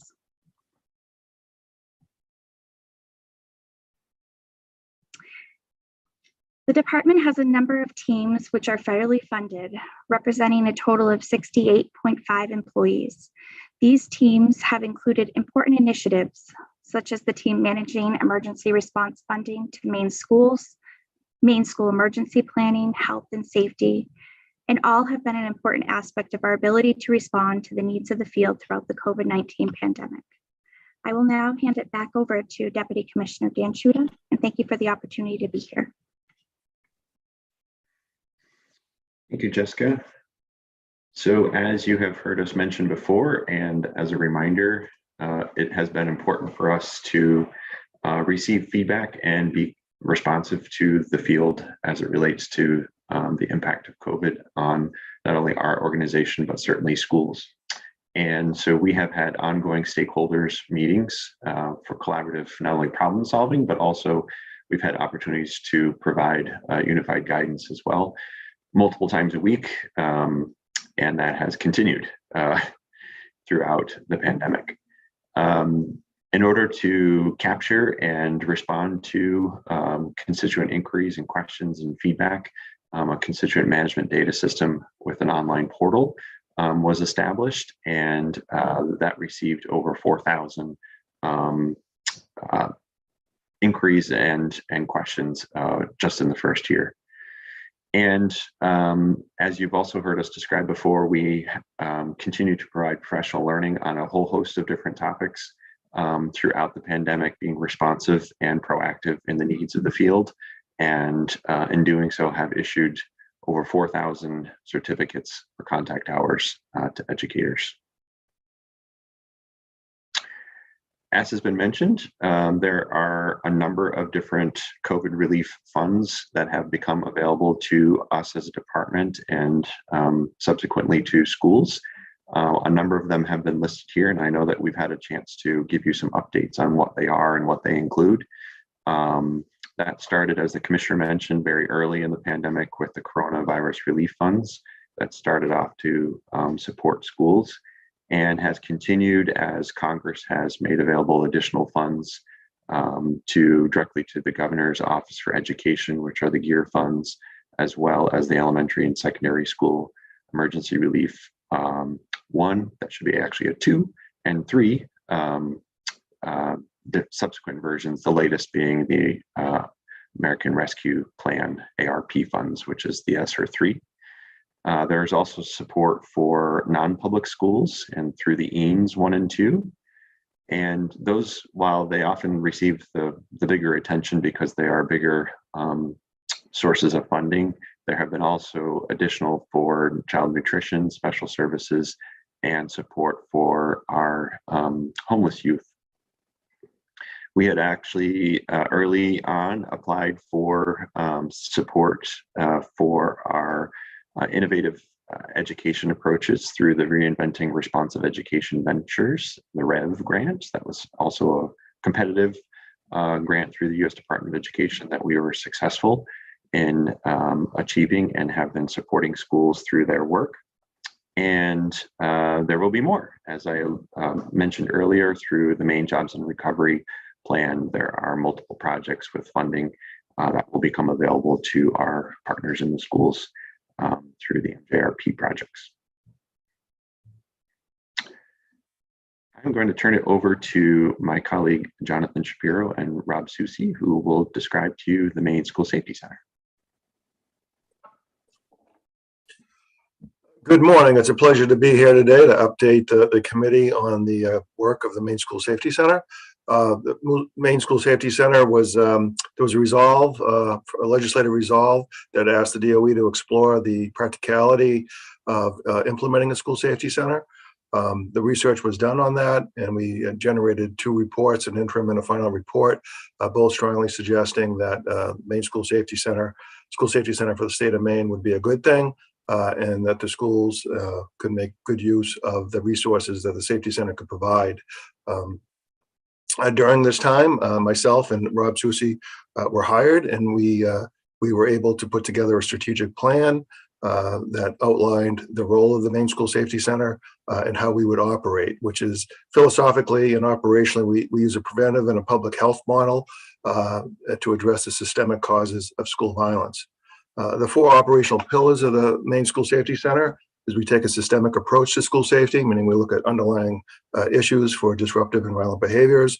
We take a pragmatic approach, looking at very commonsensical ways of dealing with school issues that aren't fiscally impactful.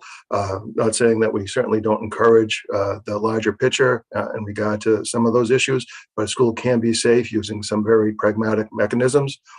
We also support a culture of safety and inclusion in the school, believing that that really is one of the foundational reasons or mechanisms to create a safe school. And of course, everything we do is done with collaboration in mind. We've designed the Maine School Safety Center team as a multidisciplinary team, and we work collaboratively at every level of government within the state, which is local, county, state, and federal levels. We divided the work of the School Safety Center into several lanes of service. We have a school emergency management and education training lane, which will create a school safety specialist program. which will be an impactful program to train school staff in all things school safety. We also have an emergency operation planning and site assessment lane of service, where we help schools and advise schools on their operation plans.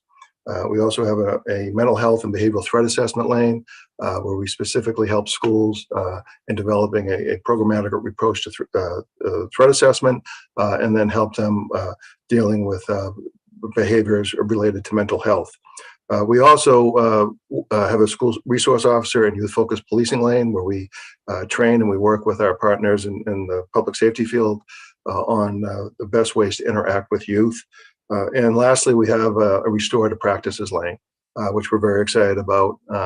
Again, this lane certainly will complement our underlying philosophy and provide schools with a tool to be able to address dysregulated behavior and problematic behavior in a non-traditional manner. Recent successes of the School Safety Center are many, but the most recent success is that we just secured a 3-year, $2 million grant for our behavioral threat assessment program.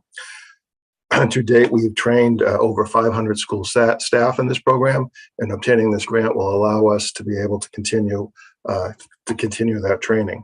And the training did also include generalized school safety stakeholders, meaning police, JCCOs, and anybody else that's related to school safety is able to partake in that free training. We've also partnered with the Maine Community College System to develop a school emergency management education program, and we're very excited about building that out and offering that free service to our school safety stakeholders. We've also partnered with the Maine Criminal Justice Academy and worked with them to develop curriculum for their new certification for school resource officers. Maine DOE staff and the Maine School Safety Center staff conducted over 60% of that training and worked closely with them to develop the curriculum for that. We are also providing ongoing in-service training for school resource officers. And we've also partnered with the Department of Corrections with our restorative practices position. They have a position, and they actually work with us to help us obtain funding for a position within the DOE. And these two positions will work closely together to create a restorative practices infrastructure within the state of Maine for our schools and school communities. We've also developed a web page, which is an ongoing work in progress, but I would encourage everybody to take a look at that for detailed information on our training and what the Maine School Safety Center has to offer. One other major project that we conducted directly related to COVID was the delivery of PPE to our schools. This was about a 1.5 year project where we worked with our other state partners at DAFS, DOT, Maine Emergency Management, Maine National Guard, just to name a few, to develop a logistics program of ordering, storing, and delivering PPE to our schools. We've trained over 2,000 persons in school safety. We've conducted more than 55 training events throughout the last almost 2 years now. We've had direct contact for our training with 663 schools in the state of Maine, and our overall ratings score rating for satisfaction score rating is 4.6 out of 5, or 92% of attendees being very, very satisfied. Again, we work very collaboratively. We have a school training committee, which is made up again of stakeholders of a variety of backgrounds, and we have a behavioral threat assessment committee, which again has a very well-rounded approach to membership to make sure that we are viewing school safety through all lenses. So briefly, that is the synopsis of what the Maine School Safety Center has accomplished since our inception a little under 2 years ago. We are looking forward to continuing the good work of the team going forward into 2022. Thank you.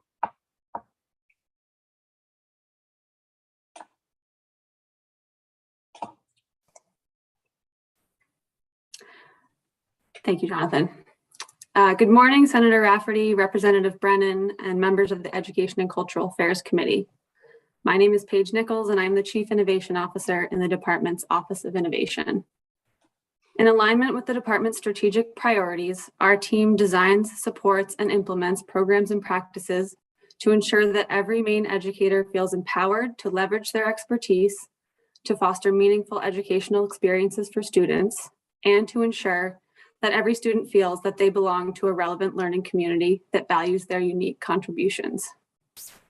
Our team works in close collaboration with offices across the department, other state agencies, and community partners to capitalize on collective expertise and support a whole student approach to our work. In order to position ourselves to be both proactive and also responsive to the rapidly changing needs in education and remain a national leader in innovative approaches, our office has evolved in the past couple of years to include existing department teams and staff that are critical to accomplishing our goals. As we balance the need for adaptability and responsiveness with our forward-thinking vision for leveraging and enhancing innovative practices in schools across the state, our team has adopted a design process for approaching and solving complex problems. This process allows us to respond quickly and thoughtfully to the needs of the field through iterative cycles that include feedback, data, learning from experience, and modifying our practices to be more effective. We repeat this cycle regularly so that we're consistently examining and refining our approach to better serve the students and educators of Maine.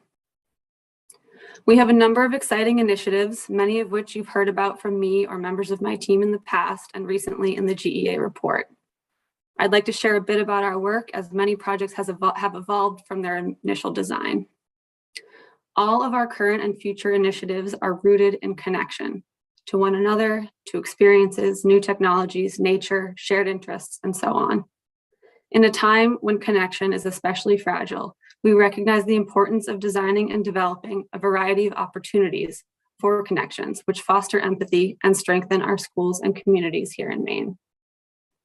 As you may know, Connect Kids Now was an effort that we launched in April of 2020. When the pandemic hit, internet connectivity was not a given for many students in Maine. Thanks to an existing infrastructure through MLTI, this initiative connected over 23,000 students to the internet from their homes through service contracts and tablets procured by our office.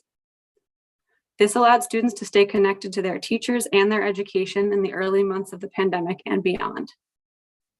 In July 2020, the department transferred ownership of the contracts to districts who wish to continue the program using their federal relief funds. We continue to support districts in navigating related logistics. With students adequately connected to the internet, our team was able to shift focus to Moose, which was initially developed as a stopgap response to the conditions caused by the pandemic, and to ensure that learning could continue whether students were in or out of the classroom. It now includes over 400 modules, all created by Maine educators. Moose is open access, and all modules are interdisciplinary and project-based. We are currently in the process of developing 5 pre-K through 12 learning progressions in computer science education, climate science education, history of the Holocaust and genocide, STEAM, and career development, which will be published in March. A second progression in these topic areas will go live in July, and in September, we will begin work on a new set of topic progressions. Our goal is for Moose to serve as an effective model for interdisciplinary teaching and learning that connects educators across the state to high-quality, educator-developed resources that can be accessed freely by students and also adapted by educators in their classrooms. It's also worth noting the remarkable participation and enthusiasm we've had from over 300 educators on this project during a time when they have been especially overwhelmed and exhausted. We've heard from many that they appreciate the unique professional development they receive through the design process, and also the opportunity to connect with and learn from one another. In December of 2020, in response to growing concerns about the impacts of sustained isolation on adolescents, our team launched WAVES, Wilderness Adventures and Virtual Engagement for Students. WAVES created opportunities for students to connect safely outdoors, following CDC guidelines for gathering, and opportunities for students to connect virtually around shared interests, since many extracurricular and after-school programs were suspended at the time. The program partnered with Teens to Trails to support the development or continuation of over 80 outing clubs in schools across the state. Last spring and summer, WAVES provided virtual, high-interest after-school programs that allowed students across the state to connect around shared interests. WAVES continues to be an agile initiative and adapts quickly as needed. Connectivity remains an essential element of its design. Another one of our programs, MLTI, which you of course know well, has a long history of success in Maine, over 20 years in fact. The new and refined version, MLTI 2.0, which was designed by an advisory board in 2020 and officially launched this school year, is a set of interrelated supports, services, and activities that create the foundation for a state and local partnership in technology. The program's long-term goal is to provide equitable integration of technology for engaging and effective educational experiences and to close Maine's digital learning gap through a multi-layered approach. Distinctly, MLTI 2.0 emphasizes individualized and local level support through the MLTI Ambassador Program, which provides a technology integration coach in each school and helps to create local, regional, and statewide professional learning communities. Additionally, SLAM, Student Leadership Ambassadors of Maine, is a new element of MLTI 2.0, which fosters student leadership and technology skills that are shared widely through weekly YouTube episodes. The MLTI team continuously examines and adjusts their approach so that this program remains a national model. Since you all had a recent computer science presentation by Beth Lambert, my colleague and partner in all things innovation, I won't go into great detail here, but I think it's worth mentioning that thanks to a strong state plan for computer science education that was developed and finalized in 2019, LD 127, which directs the department to develop and administer a grant program to support professional development in computer science education, and an incredible staff in our office driving the work, computer science is integrally connected to all of our initiatives. The team has outlined 7 keys to a successful computer science education program, which provide a foundation for much of the important work that our office is doing. Both MLTI and our computer science education program helped make MAP, which stands for Making Access a Priority, possible. MAP was developed as a response to hybrid and remote learning in the fall of 2021.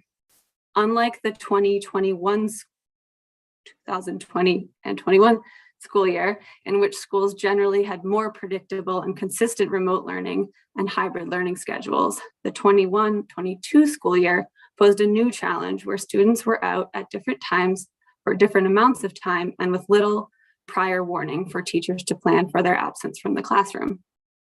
Through a swift response by our MLTI ambassadors, MAP was created as a ready-to-go resource for educators. The resource is continually updated and added to, and it includes accessible technology integration techniques and how-to videos by the MLTI ambassadors and educators in the field. All materials are designed to support educators in creating and delivering engaging remote learning experiences and avoid learning disruptions for students. And lastly, REV, which I know Deputy Commissioner Chuda already mentioned, but I'll provide a little more detail here. REV stands for Rethinking Responsive Education Ventures. And as was mentioned, the initiative was made possible by a $16.9 million grant from the U.S. Department of Education's Education Stabilization Fund. It was awarded to the DOE in the summer of 2020 and Maine was one of 11 states to receive an award. Since REV was funded to support remote learning, the team defines remote as any learning that occurs outside of a traditional classroom. REV offers a multi-pronged solution with 2 primary goals. 1, to provide resources and supports through professional development, coursework, and guided engagement in the use of design processes that empower educators and school leaders as authentic research and development professionals.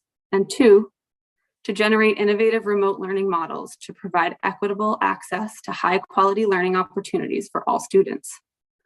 Recently, the REV team designed an additional element to meet an urgent and immediate need for an accelerated pilot development option. Using a prototype that was designed by REV educators last spring, the accelerator provides participants with a blueprint that can be adapted to meet their remote learning needs and seed funding to support implementation. To date, REV has invested over $2 million in professional development for educators and has awarded $2.2 million in funding to support innovative pilots, which includes a coach for ongoing support. Another round of awards is set to go out next month. As new remote learning models are designed and piloted, they will be made widely available through Engine, an open source community of practice platform to support collegial sharing, ongoing critical feedback, and continual revision and improvement to sustain a culture of innovation. Engine will provide opportunities for educators to connect with one another regardless of geographical location in the state.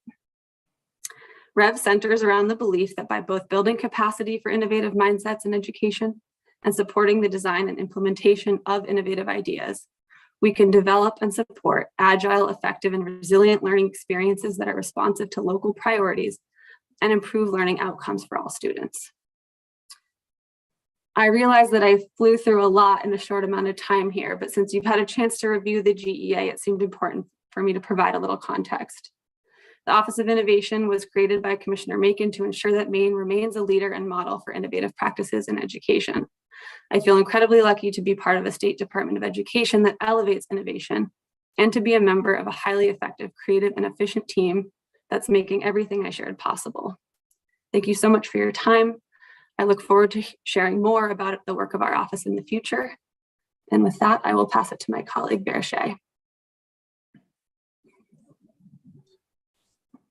Morning, Chairs Rafferty, Brennan, and distinguished committee members. My name is Bear Shea, and while you may know me as the mental health specialist in the DOE, I'm also the school counselor specialist, restraint and exclusion specialist, as well as the point person for LGBTQ+ resources and truancy and attendance. And I am also a coordinator of one of the amazing teams in our office. And I'm proud to be here today to share the work of the Office and School and Student Supports with you. We are a relatively new office formed in early 2019, which came from an effort to strengthen and focus how the DOE provided guidance and resources to the field, where the commissioner brought together key employees to form the Office of School and Student Supports, or also lovingly referred to as OSSS. Through linking school enrollment, health, safety, and culture, the OSSS team has worked to provide resources and expertise in foundational areas of school success. And even before the pandemic, OSSS team members worked to proactively identify areas of need and provide expert technical support and best practice resources, while also collaborating with other state departments to broaden access to resources for schools, students, and families. The approach of OSSS team has led to an active response and support network between school districts and our team of specialists, and has built a sense of relationship and trust for the field. Due to our unique organization and expertise, the Office of School and Student Supports has been able to respond to the impacts of the pandemic through providing practical and relevant resources and guidance. The structure of our office allowed us to pivot to the use of virtual and alternative ways of providing supports. And through leveraging expertise within the office, this has resulted in schools accessing over 8,000 contact hours of free training and professional development, and more than 14,000 contact hours of content area specific technical support, all provided by the O3S specialists. In comparison, before the pandemic, I had been really excited to get 150 educators together for an in-person training.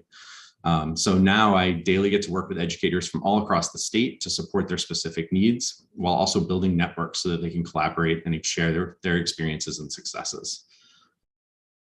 From providing free best practice resources like the Primary Prevention Social Emotional Learning Program, SEL for Me, working with Maine health officials to provide school-based behavioral and mental health supports, to facilitating grants and training to support homeless students, we're creating and overseeing COVID case reporting system. The OSSS has worked tirelessly to provide practical resources and an agile response to needs from the field.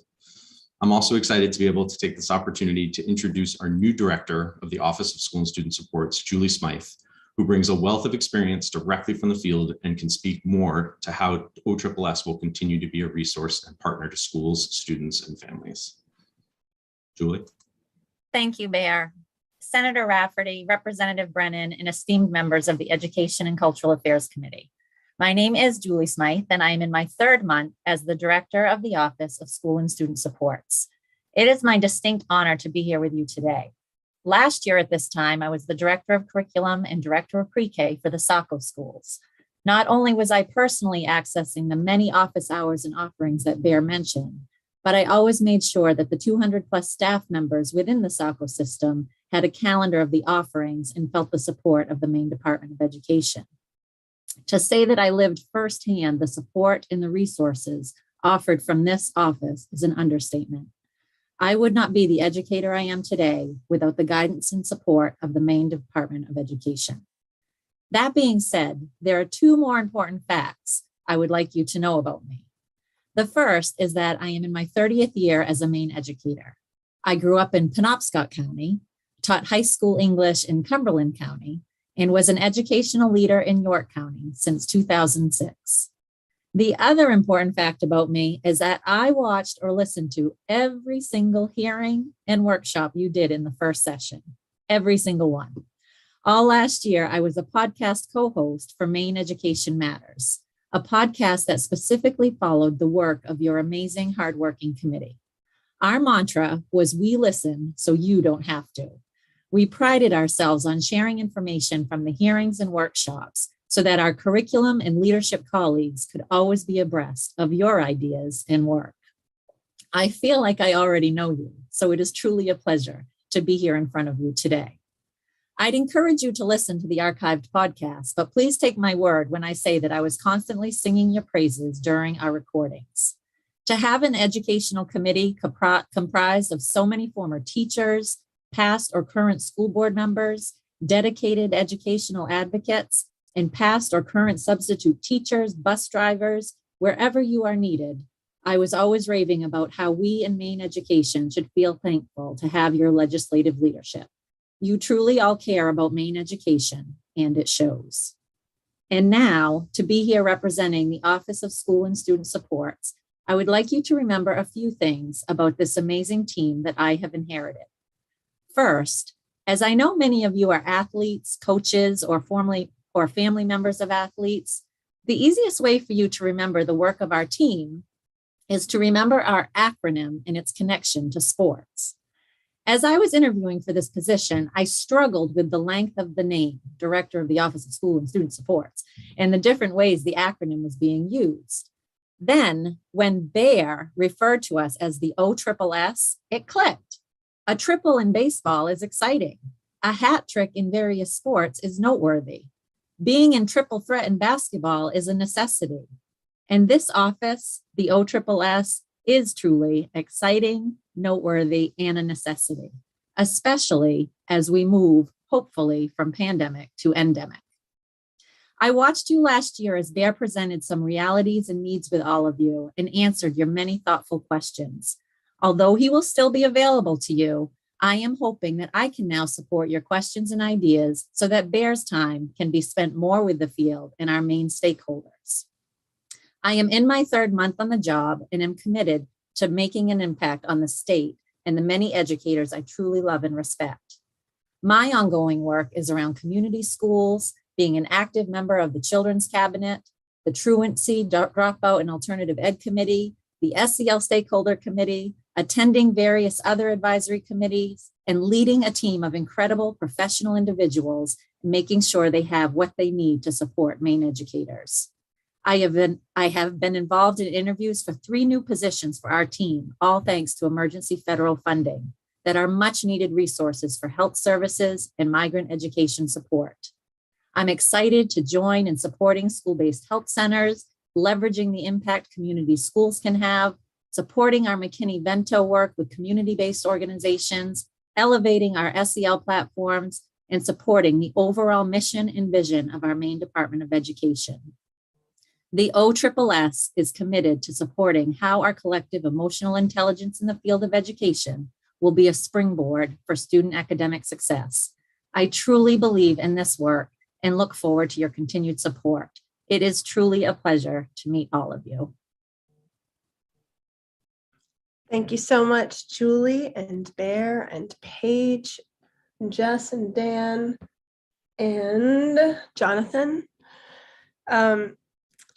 I guess in closing, with respect to this presentation, we chose to highlight 3 teams that the Department of Education has developed mostly from existing resources internally and through federal resources over the past 3 years, really starting early 2019. We think it's it gives you a sense of when we are able to look at the organization, the resources and support that we have, and identify the needs in our state. Our team is able to put together high functioning, very supportive, excellent programming and supports. I think that's going to conclude our presentation, and we look forward to hearing your questions and answering as many as we possibly can now, and we'll follow up where we cannot.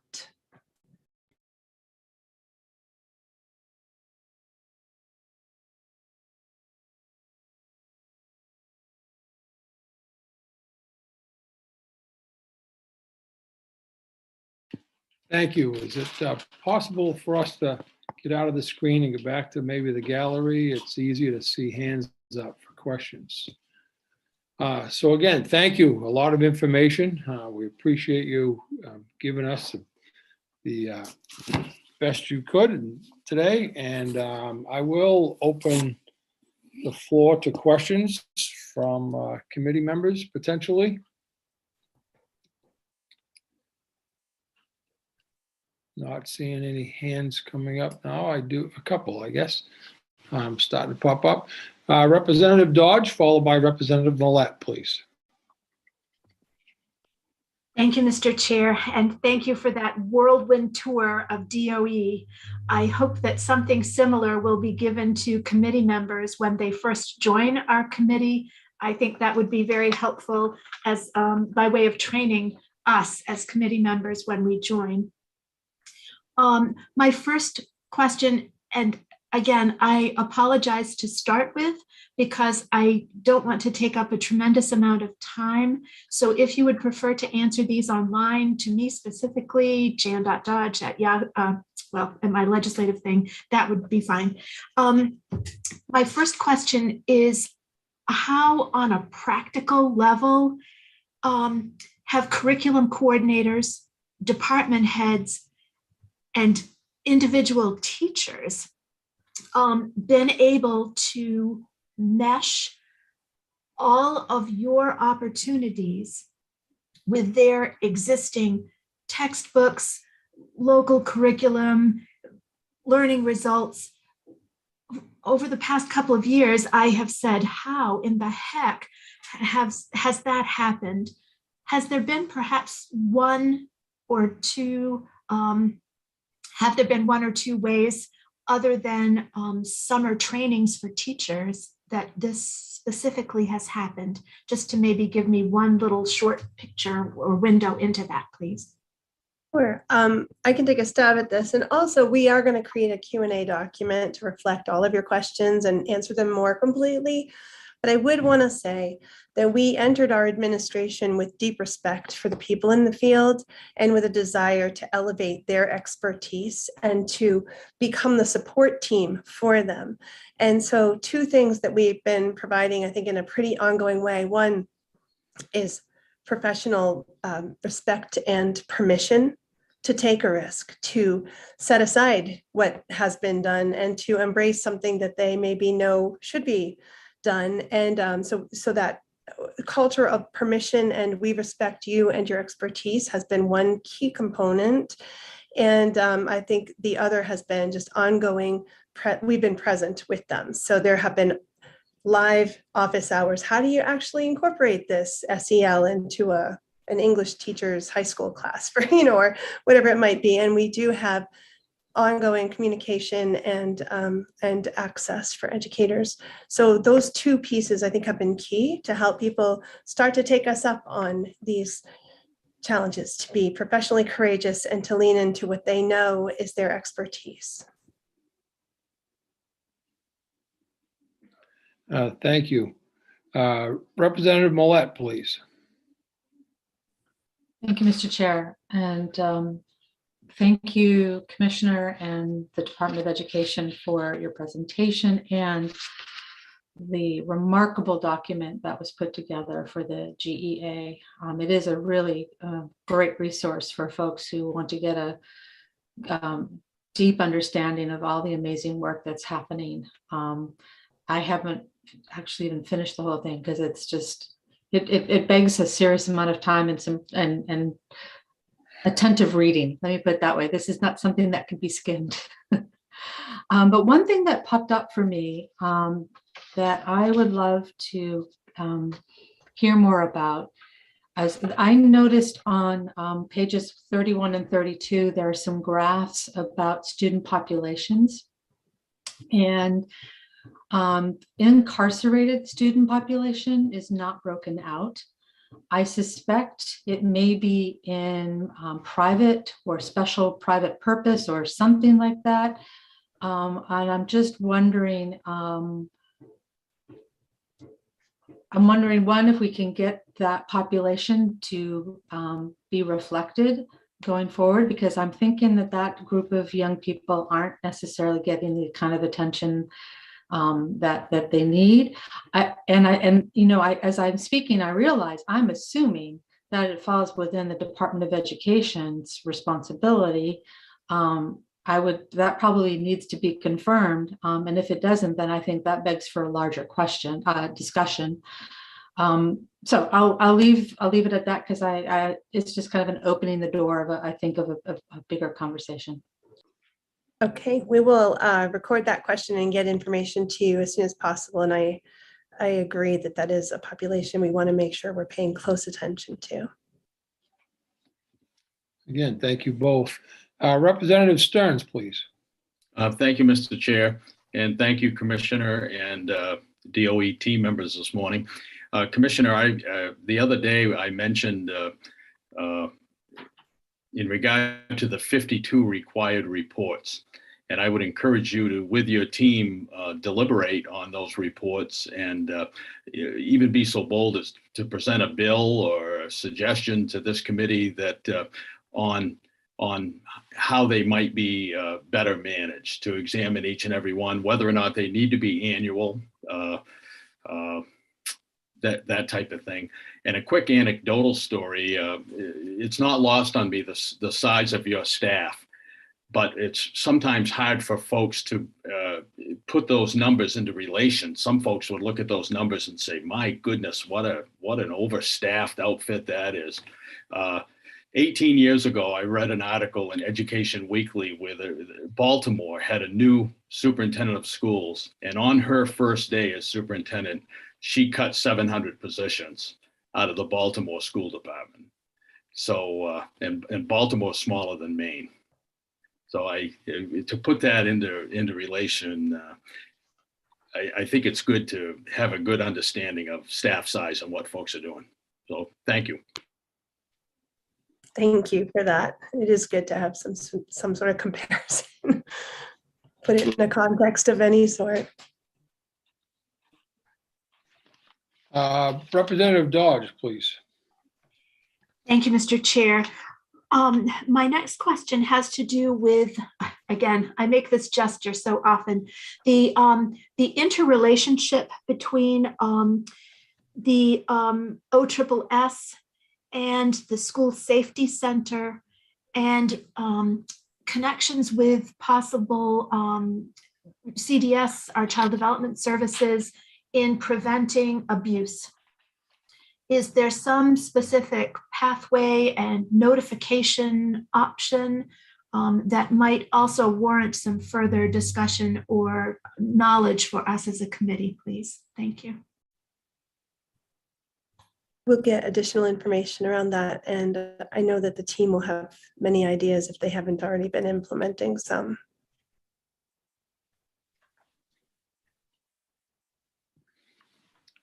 Any additional questions, folks, at this time? Excellent. So seeing none, just want to thank the Commissioner Macon, as well as her entire staff, the department as a whole, for all their work and your efforts to assist us and keep us informed.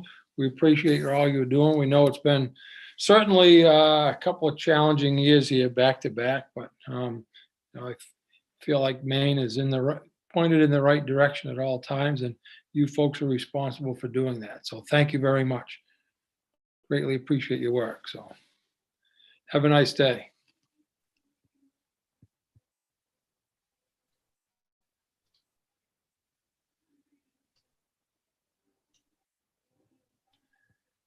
I believe, hey, Hillary, we're back. Yes, Dr. Fern Desjardins is here for the State Board GEA. I do believe that one will be about 15, maybe 20-minute presentation with time for questions, so a little bit shorter than the last one. Thank you very much, and we appreciate them being here.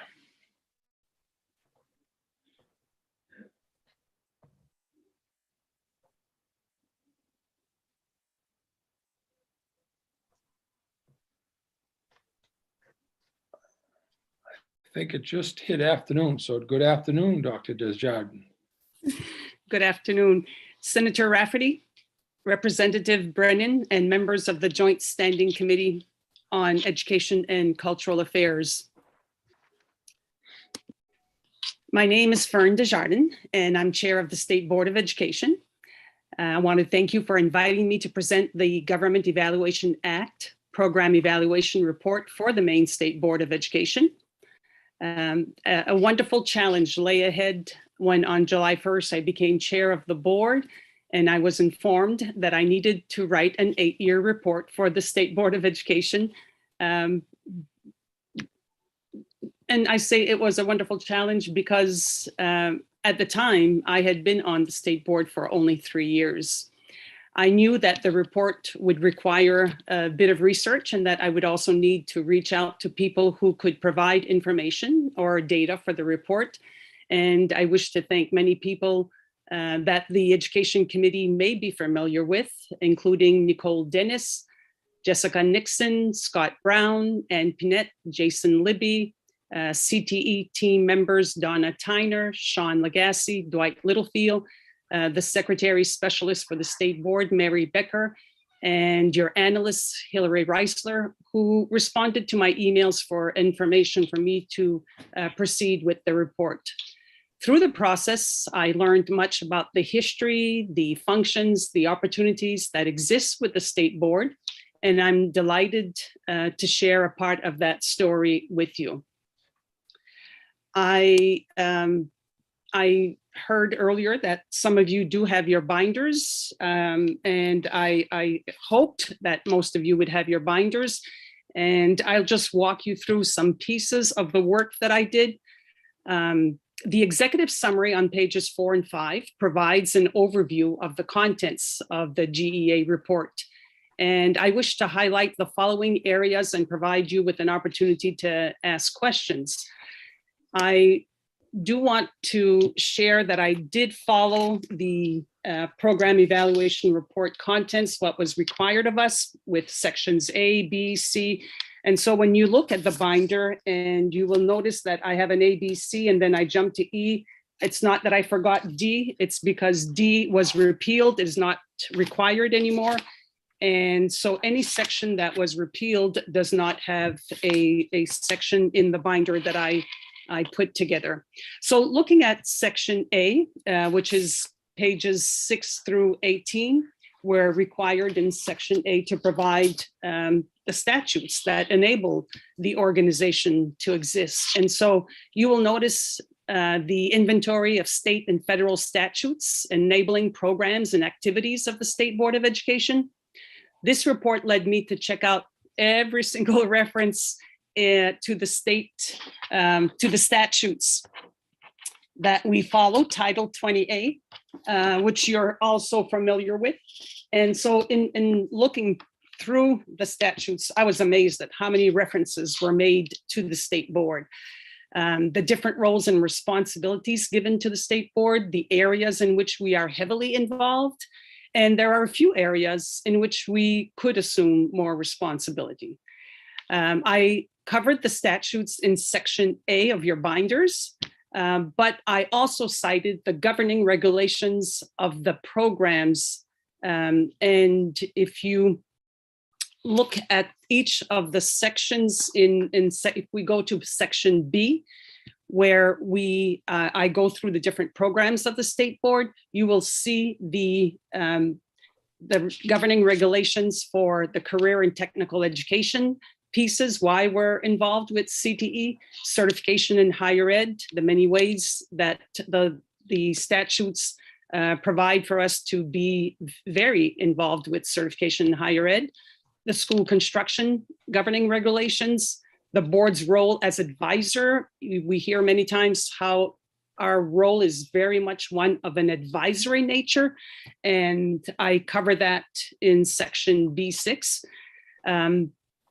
I also, in section C of your binders, where you look at organizational structure for the state board, I again put in all the governing regulations for our organization.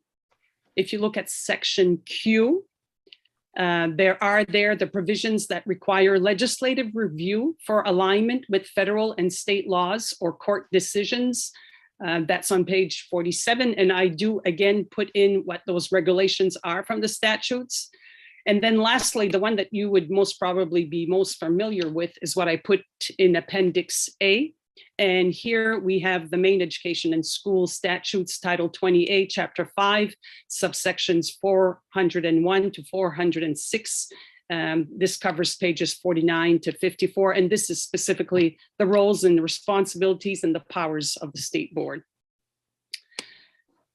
I'd like to take you to section B and use B6 as an example of the things that are covered in each of the areas in this particular section B, which is the program description section of the state board. And as you open to page 33 with the board's role as advisor, the governing regulations, I bring to your attention that there are 15 chapters in the statutes that refer to the board's advisory role. The report provides examples of how the board fulfilled the designated responsibilities in the chapters for recent years. I pulled out examples just to give you an idea of different areas that we became involved. I bring to your attention, well, after the governing regulations, I put support staff that help the board. I do that in all the sections covered in the programs and services, so support staff. So we have our secretary specialist, Mary Becker, and then the Department of Education. We wouldn't be able to get all this work done if we didn't have Department of Education staff helping us in carrying out the different roles. And then I put the purpose for us to be in this advisory nature. And then when I get into the performance reports, I provide you with examples. And the first bullet talks about the appointment of the commissioner. And I go specifically to what took place last year, how the state board was involved in Commissioner Pender-Macon coming on as commissioner. I cite the statutes, I summarize it. In this case, the commissioner's appointment by the governor must include the chairman of the state board in the selection process and must ensure that the state board has an opportunity to meet and interview the candidate or candidates. The board must deliver a written appraisal of the candidate or candidates to the governor, and the governor must consider the appraisal prior to posting the nomination. So that this is something that the state board must do. It did happen. I give you dates, how it happened, how it took place with Commissioner Macon. The next bullet is the one on the recommendation for the funding level. Again, the state board must have an advisory role to play in the approval of that recommended funding level. And so I give you a little bit of information. I give you dates for the last 4 years of when this took place. And I just wish to mention that at yesterday's state board workshop and then the business meeting afterwards, Commissioner Macon did make a presentation to the state board on her recommended funding level for 2022-2023. She did that in the workshop in the morning, and then in the afternoon, we took a vote to approve that recommended funding level. The next bullet, another responsibility of the state board, is that we appoint 3 of the 7 members of the main charter school commission. And I give you dates and examples of when this took place in recent years. Another duty, a responsibility of the state board is in listening to student transfer appeals when they have asked to have when parents have asked to have their child attend a school other than where they are a resident of. In wanting to make that transfer, if the superintendents, the receiving and the sending superintendent, if for any reason they don't agree, then they get to appeal to the commissioner. If the deputy commissioner does not agree to allow that transfer, then it comes to the state board for us to hear and make a decision to either that we can overturn the deputy commissioner's decision or that we accept the decision that's been made. And again, I wanted to give you an idea of how much time is spent with student transfer appeals. You look at what's on page 35 with 2013, when we only had one student transfer appeal that came to the state board. You go down and you notice that in 2019, we had 55 student transfer appeals that came to the state board. And when I did this document, when I closed it for the month of October, because this document, this report was due November 1st, there had already been 18 student transfer appeals heard last year from January to October. And so in the years from 2013 to 2021, we had 242 student transfer appeals. And so we get the confidential documents ahead of time, we review those, we prepare. One member of the state board is assigned to be the lead in the discussion. We go in executive sessions and we discuss this and we make a decision. A bit time consuming, but a very important role that we play. The next bullet is on the chapter 222, which is the system of learning results. We have an opportunity to be very involved with the learning standards. And recently, starting in 2017, the Department of Education started a review of the different standards in different years. I bring to your attention, in the first year, it was science and technology. Amy Arata represented the state board. The following year, we did career and education development, then English language arts and mathematics. So we had 3 state board members involved in each of those 3 content areas. The next round was 2019 to last year. That took a little bit longer because of the pandemic. And again, we did health and physical education. Wendy Alt, our state board member, a former member of your committee, represented the state board on health and phys ed. Martha Harris, visual and performing arts, and I was on the world languages steering committee. So again, we are very involved with standards review. Also want to note that the state board was represented in the move to the next generation science standards in 2015. And state board reps at the time were Peter Geiger and no one other than your representative Heidi Sampson. So if ever you're looking for additional information about the work of the state board, Heidi is certainly very equipped to answer those questions. I talk about barriers to performance in each of the different areas in our different programs. For Section B, the coordination that we do with other agencies and the constituencies served by the State Board of Education. Just want to note that the reason these are listed as A, B, C, D, E, F, G, these are requirements in the template in the law for the program evaluation report, subsection 956, that all of these specific sections, all of these specific questions must be answered, and that's why I put them with each of the programs that we do. The next thing I'd like to talk about a bit is the standing committees, and that's where the work really gets done for the state board, as Representative Sampson would again really understand. So our committees are career and technical education, certification in higher ed, school construction committee. We have a legislative action committee, and then we have ad hoc committees as needed. And again, in your report, I do put on page 32 some recent ad hoc committees. We reviewed chapter 125. We had 3 state board members involved in that. And in the section as well, I talk about currently we have student voice, we have board effectiveness,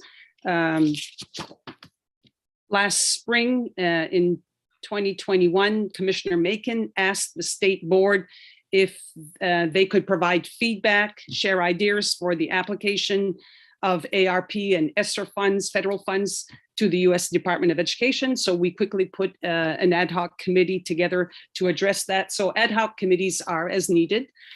And committees do the background work and they move recommendations to the board.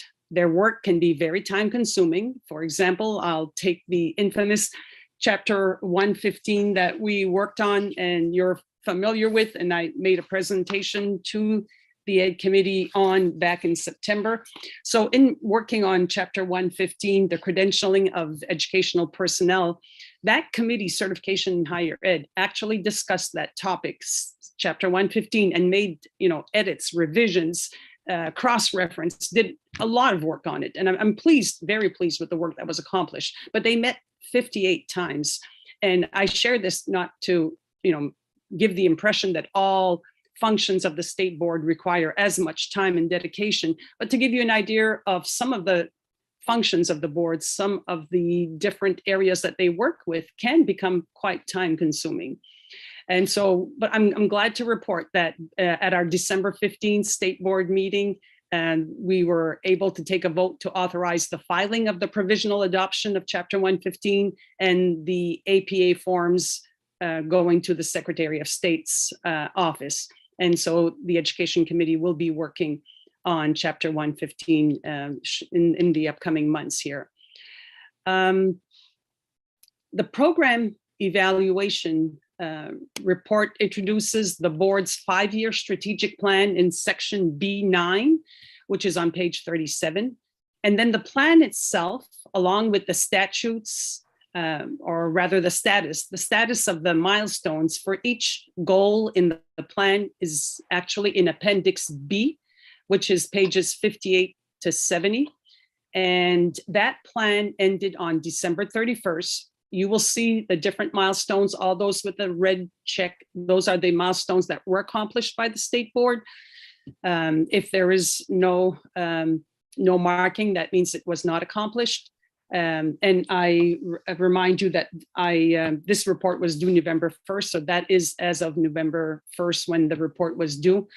The board began its work back in August last year at our annual retreat. We worked on it for 5 months, and in December at our workshop, we finalized it. And that afternoon, we accepted our 5-year strategic plan.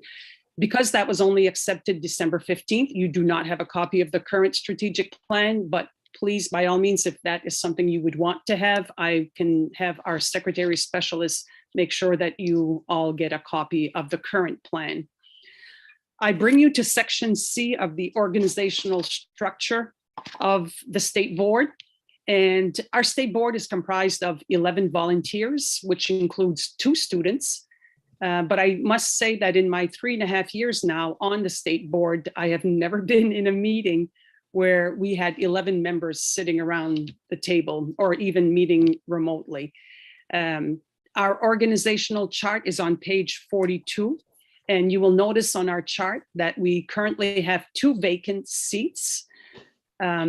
That leaves 7 adults, 7 adult volunteers, plus our 2 students to carry out the work of all the committees and ad hoc committees of the board. There is 1 paid staff member, only 1, and that's our secretary specialist, Mary Becker. The board developed an ambitious 5-year strategic plan without a professional staff member to assist with research and policy operations, plan without keeping up to date with legislative bills, providing testimony at hearings, developing and implementing our strategic plan, collecting data for evidence-based decision-making, and working with stakeholders in the policy process. We do not have a professional staff member to help us with that. So we do it in our committee work.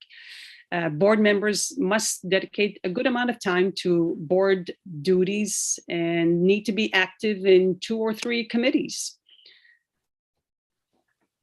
The next section, section E, financial summary. Finances draw the attention of policymakers and the general public, so I bring to your attention our 10-year financial summary for the state board. And I just want to point out an interesting bit of information that I gathered as I was looking at our expenditures for fiscal year 2021. The state board paid out $27,225 in stipends last year. And we get $55 per diem. So that means that 495 per diem days were paid. That doesn't mean 495 committees, because on any given day, we could have 2 or 3 committee meetings. Like last week, all 4 members that are on the CTE committee met in the morning, but all of those 4 members met in the afternoon as part of the Legislative Action Committee, which is more than 4 members, but there are 4 people that are on both. So that happens on different occasions. And so just want to say that we had a lot more than 495 meetings last year. Section J required the identification of emerging issues for the state board, and I won't take the time to go over those emerging issues at this point, but I do want to mention to you that all of those emerging issues that are on pages 44 and 45 are all part of our current 5-year strategic plan. And lastly, I'll bring you to Appendix D. I want to draw your attention to the important function of the state board in school construction. So Appendix D, which is at the very end, the very first document is a flow chart on page 81. And for those of you that have never seen this, this is an excellent, excellent reference for keeping track of the 21 steps in the school construction process. For those of you who have seen it before, you've probably held on to yours, because I use mine a great deal, and especially because I'm on the state board. But you get to see exactly where does the state board need to take action, and there are 4 critical points that the state board takes action. And if we don't approve, the project ends at that point. And that is 4 out of the 21 steps. So this is an excellent flow chart that is provided by the staff at the school, at the DOEs, the school construction team there. I also provided in that appendix where projects that have been approved. And we have, I started with beginning with 2012. So on pages 82 to 87, you will find the approved projects list beginning with January 2012 and the priority lists for the 2017-2018 cycles. And I say the lists because there are 2 sources of school construction funding, and the one that is the integrated consolidated 9 through 16 educational facility projects list, which at this time, 2 have been, there was a list of 3 and 2 lost some of their members. And so they are no longer on the list. So we only have 1 active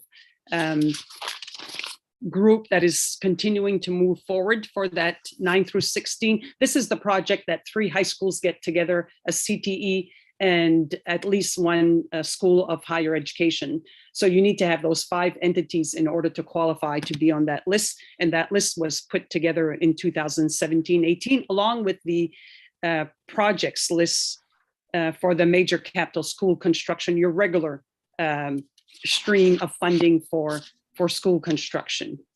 So again, we play an important part. The state board has final say with school construction projects, and the school construction committee provides guidance to the state board in adopting or amending rules on standards for school construction, which, you know, in the case of right now with LD 705, the resolve to improve air quality and ventilation in Maine's public schools, which was sponsored by Representative Rebecca Millett.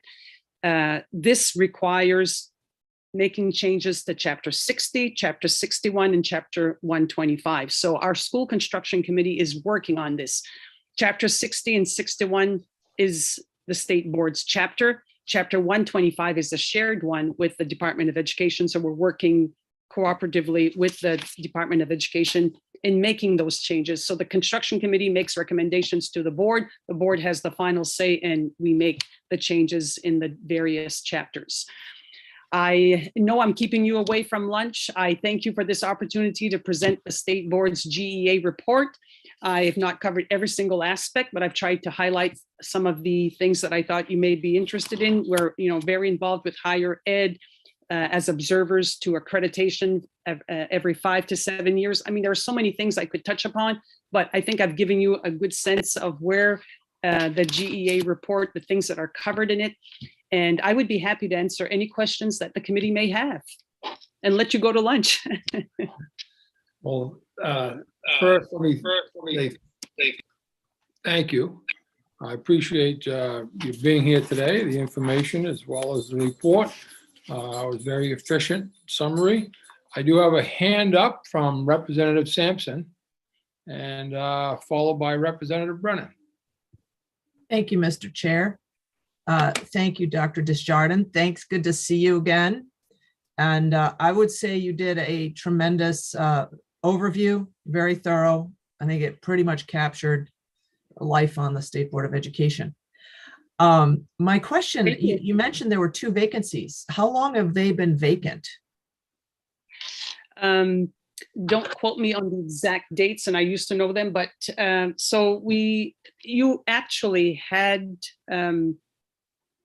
confirmed 2 people that came on, 2 members that came on in the spring, and they were wonderful people. And I don't think there's any problem in using names. Cynthia Murray Belleville, and she really did a phenomenal job. She was coming to committee meetings and trying to figure out, which committee she would best serve on. And after being with us for a few months, the time commitment, it's a huge time commitment. And she was heavily involved in other things as well. So she resigned from the board, very unfortunately. We do miss her. And then Cordelia is another person, person with an architectural background and, had a lot to offer. But she got, something happened with her work site. She got promoted and was heavily they lost someone. And so she needed to resign as well. Cordelia Pittman. And so, we lost these 2 members, but that would have been, I was so excited when you filled in all the seats in the spring when you were last in session. And this was going to be, finally, there were going to be 9 members plus the 2 students, meaning the 11 members on the board. And it just didn't work out. So they resigned. And so we have those 2 vacancies that we hope that you will be able to hear and, bring to confirmation new membership. And we have, I know that we have someone terminating off our board in April who is not planning on asking for being reappointed. So that's, 3. So I'm hoping that things can happen. Well, that's interesting. Thank you for sharing that. And I know you'll also have a senior terming out and a new student coming on, which was always a thrill for me to get to know these young people, and what an honor to serve with them. Really exciting. But thank you. I appreciate your input and all the work that you're doing. Thank you so much for your kind words. And thank you. I have additional questions from Representative Brennan and followed by Representative Stearns. Thank you, Senator Rafferty and Mr. Jardes. Thank you very much for being here, and thank you very much for the summary. It obviously reflects a huge amount of work on your part, as well as the State Board. My question is fairly quick. You referenced the fact that there's a strategic plan, 5-year strategic plan for the State Board. And I was wondering, when you develop that strategic plan, is it mostly an internal discussion and priorities are established within the members of the committee? Or do you have a more elaborate public hearing process, outreach process, or a consultation with the Department of Education? Excellent question. I'm so glad you asked, because it all started at our retreat back in August when we were in Lewiston.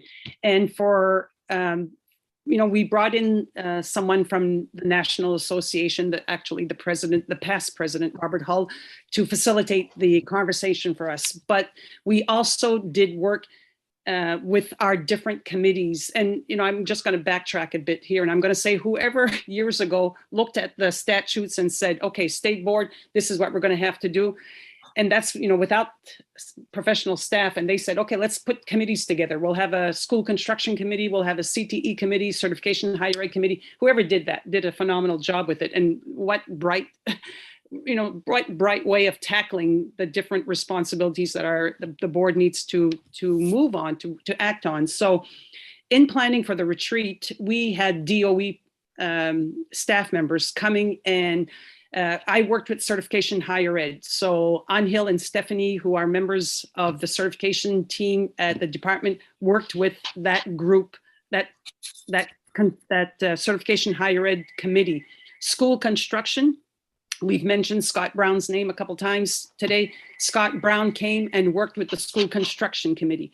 CTE, again, we brought in the folks from the Department of Education, Dwight Littlefield, and the people that could work with our CTE committee. So we work with Department of Education personnel, and I'll be honest, if we didn't have the DOE, again, I think I mentioned this earlier, but Representative Brennan, we wouldn't be able to get some of the things done if we didn't have the DOE assisting us with school construction and certification higher ed and CTE and the different things that we do. It's imperative that we bring them into the conversation. We cannot do this alone.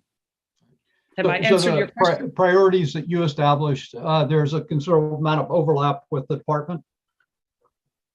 Yes, because I'll tell you, when we were with Anhil and Stephanie, and Jason Libby was the other person that worked with us on with the certification in higher ed. So we said, one of the things we're going to do is we're going to finish chapter 115.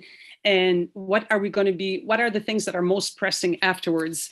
And this comes out in the emerging issues section that I mentioned a little earlier. If you look at those emerging issues, and you go to the, if I send you, and I'll have Mary send you a copy of our current strategic plan, but they said to us, we're doing chapter 115, but this has a bearing on chapter 114. So we need to be looking at updating chapter 114. And while we're doing that, it's also impacting. And so it led to a domino effect of other chapters now that need to be looked at and revised. And so that came from the guidance of Jason and Anhil and Stephanie saying we need to do other things now that we're going to get chapter 115 in place. So absolutely, there needs to be coordination. It needs to fit in together, needs to mesh. Thank you. You're welcome. Representative Stearns has a question as well. Thank you, Mr. Chair. And Dr. Desjardins, it's excellent to see you today. And I would just commend you on the quality of this report and the amount of work. This will be the Desjardins Bible on my desk regarding state school board matters. But you've touched upon a piece that I've given a lot of thought to. As a matter of fact, submitted a bill a few years ago regarding the role of the state school board and that collaborative piece with the Department of Education and the vision, if you will. And from my personal observation, it seems to be like many of the matters of this education committee that the committee has taken up that I've seen over the years have really been, in my opinion, more administrative matters that really should have fallen under the purview of the state board and the commissioner. So I would just encourage us all to really look at, and we're very fortunate to have a professional like yourself willing to donate your time basically to keep this enormously important piece going. And I'm wondering if we don't need to professionalize our board a little bit or just examine it and say, is the current structure what we need moving forward in the next 20 or 30 or 50 years in the state of Maine? Or do we need to make it do we need to make adjustments so that we're not having the whipsaw effect of the board with their vision? We have an election, and perhaps there's a totally different vision that comes along, and then another election, and people get discouraged in the mess. So I don't know. That was half comment, half commendation, and half question. Three You know, halves. I will say since July 1st, this has become a full-time job. I spend a lot of time, you know, with the development of the strategic plan, this GEA report, remote participation policy. There's just so many things that have come into play that have required a lot of time. I can't imagine someone having a full-time job and trying to be chair of the state board. There's no way. I couldn't have done it. And maybe there are people much more capable than I am that would have done it.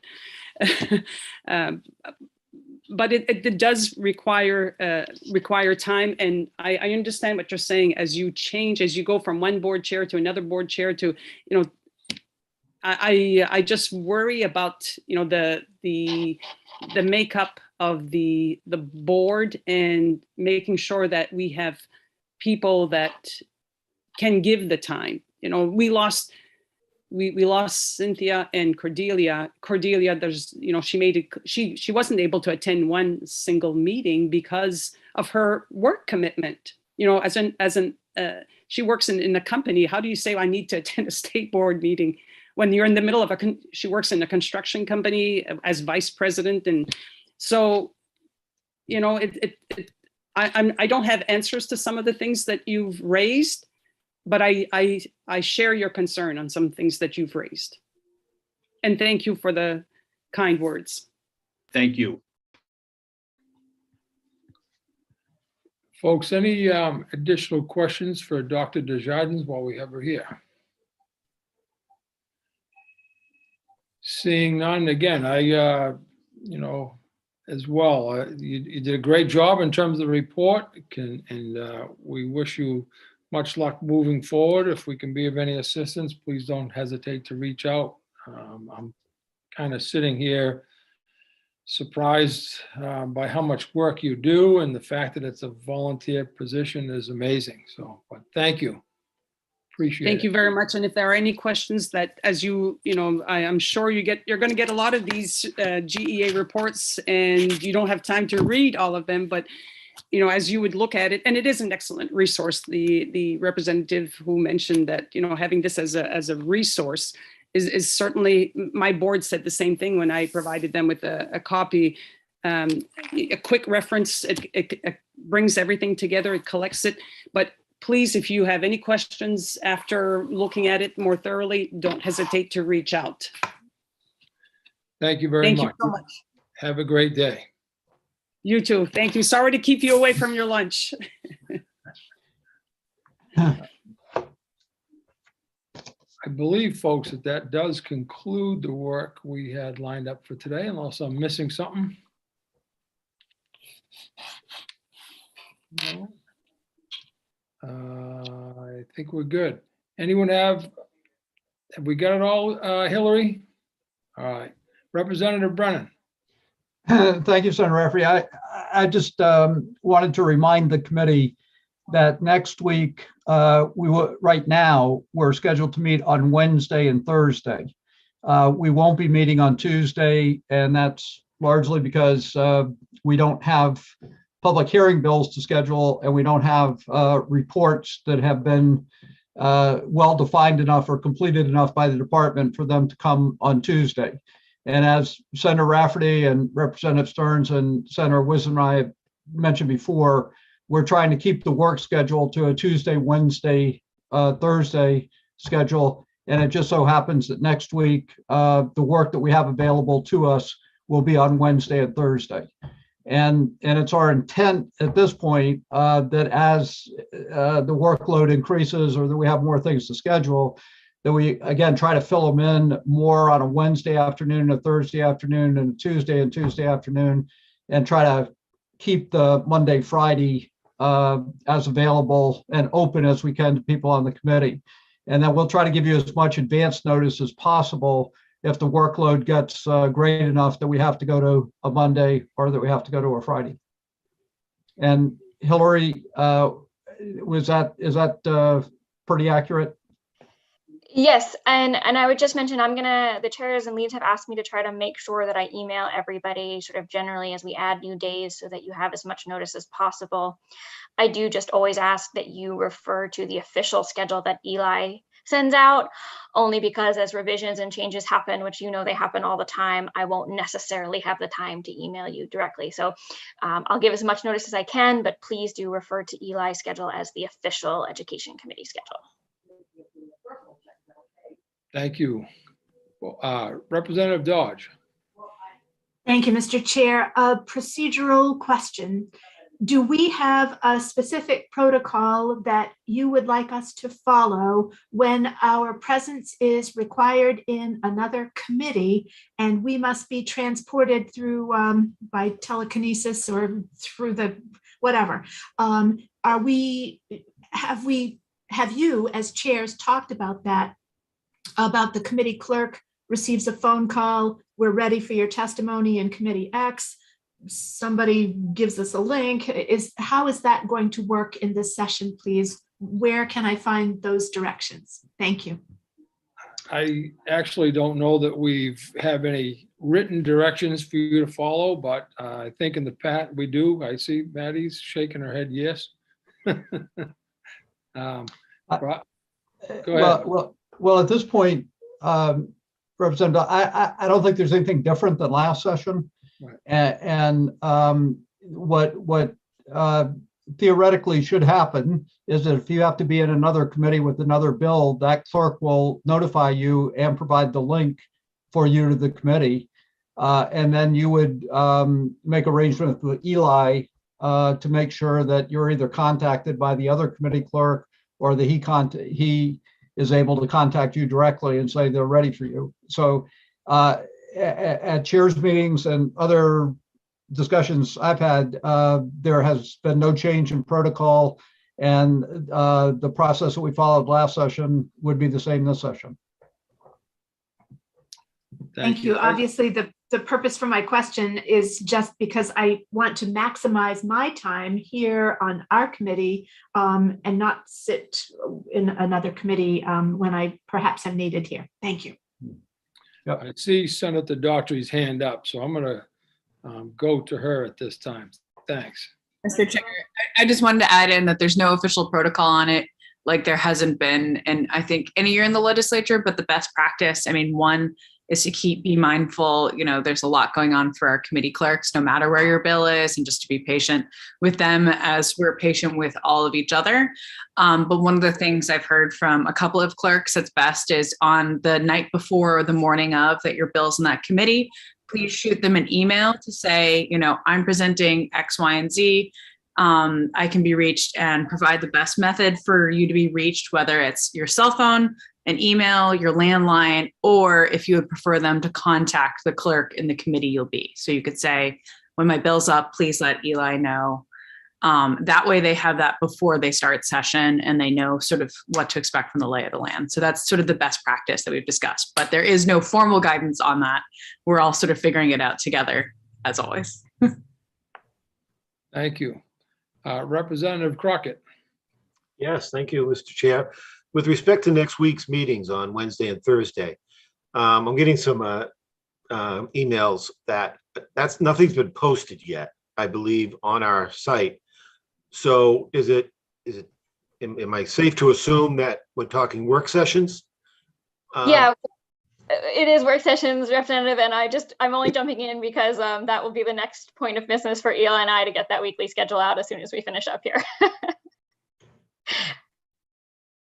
Thank you very much. And, just from my perspective, I just assume if, when folks aren't here, it's because they can't be. And most likely the first reason is that they're in another committee to testify. And sometimes we arrive and we disappear for a bit. And if that could be a technical issue, but usually it's because we're in another committee. I know that's going to happen to all of us. It did all last year. And we managed, and again, just do the best we can in terms of communication, particularly to Eli, as it's very helpful for him and the rest of us, if we can. Anything else? All right, appreciate it. Um,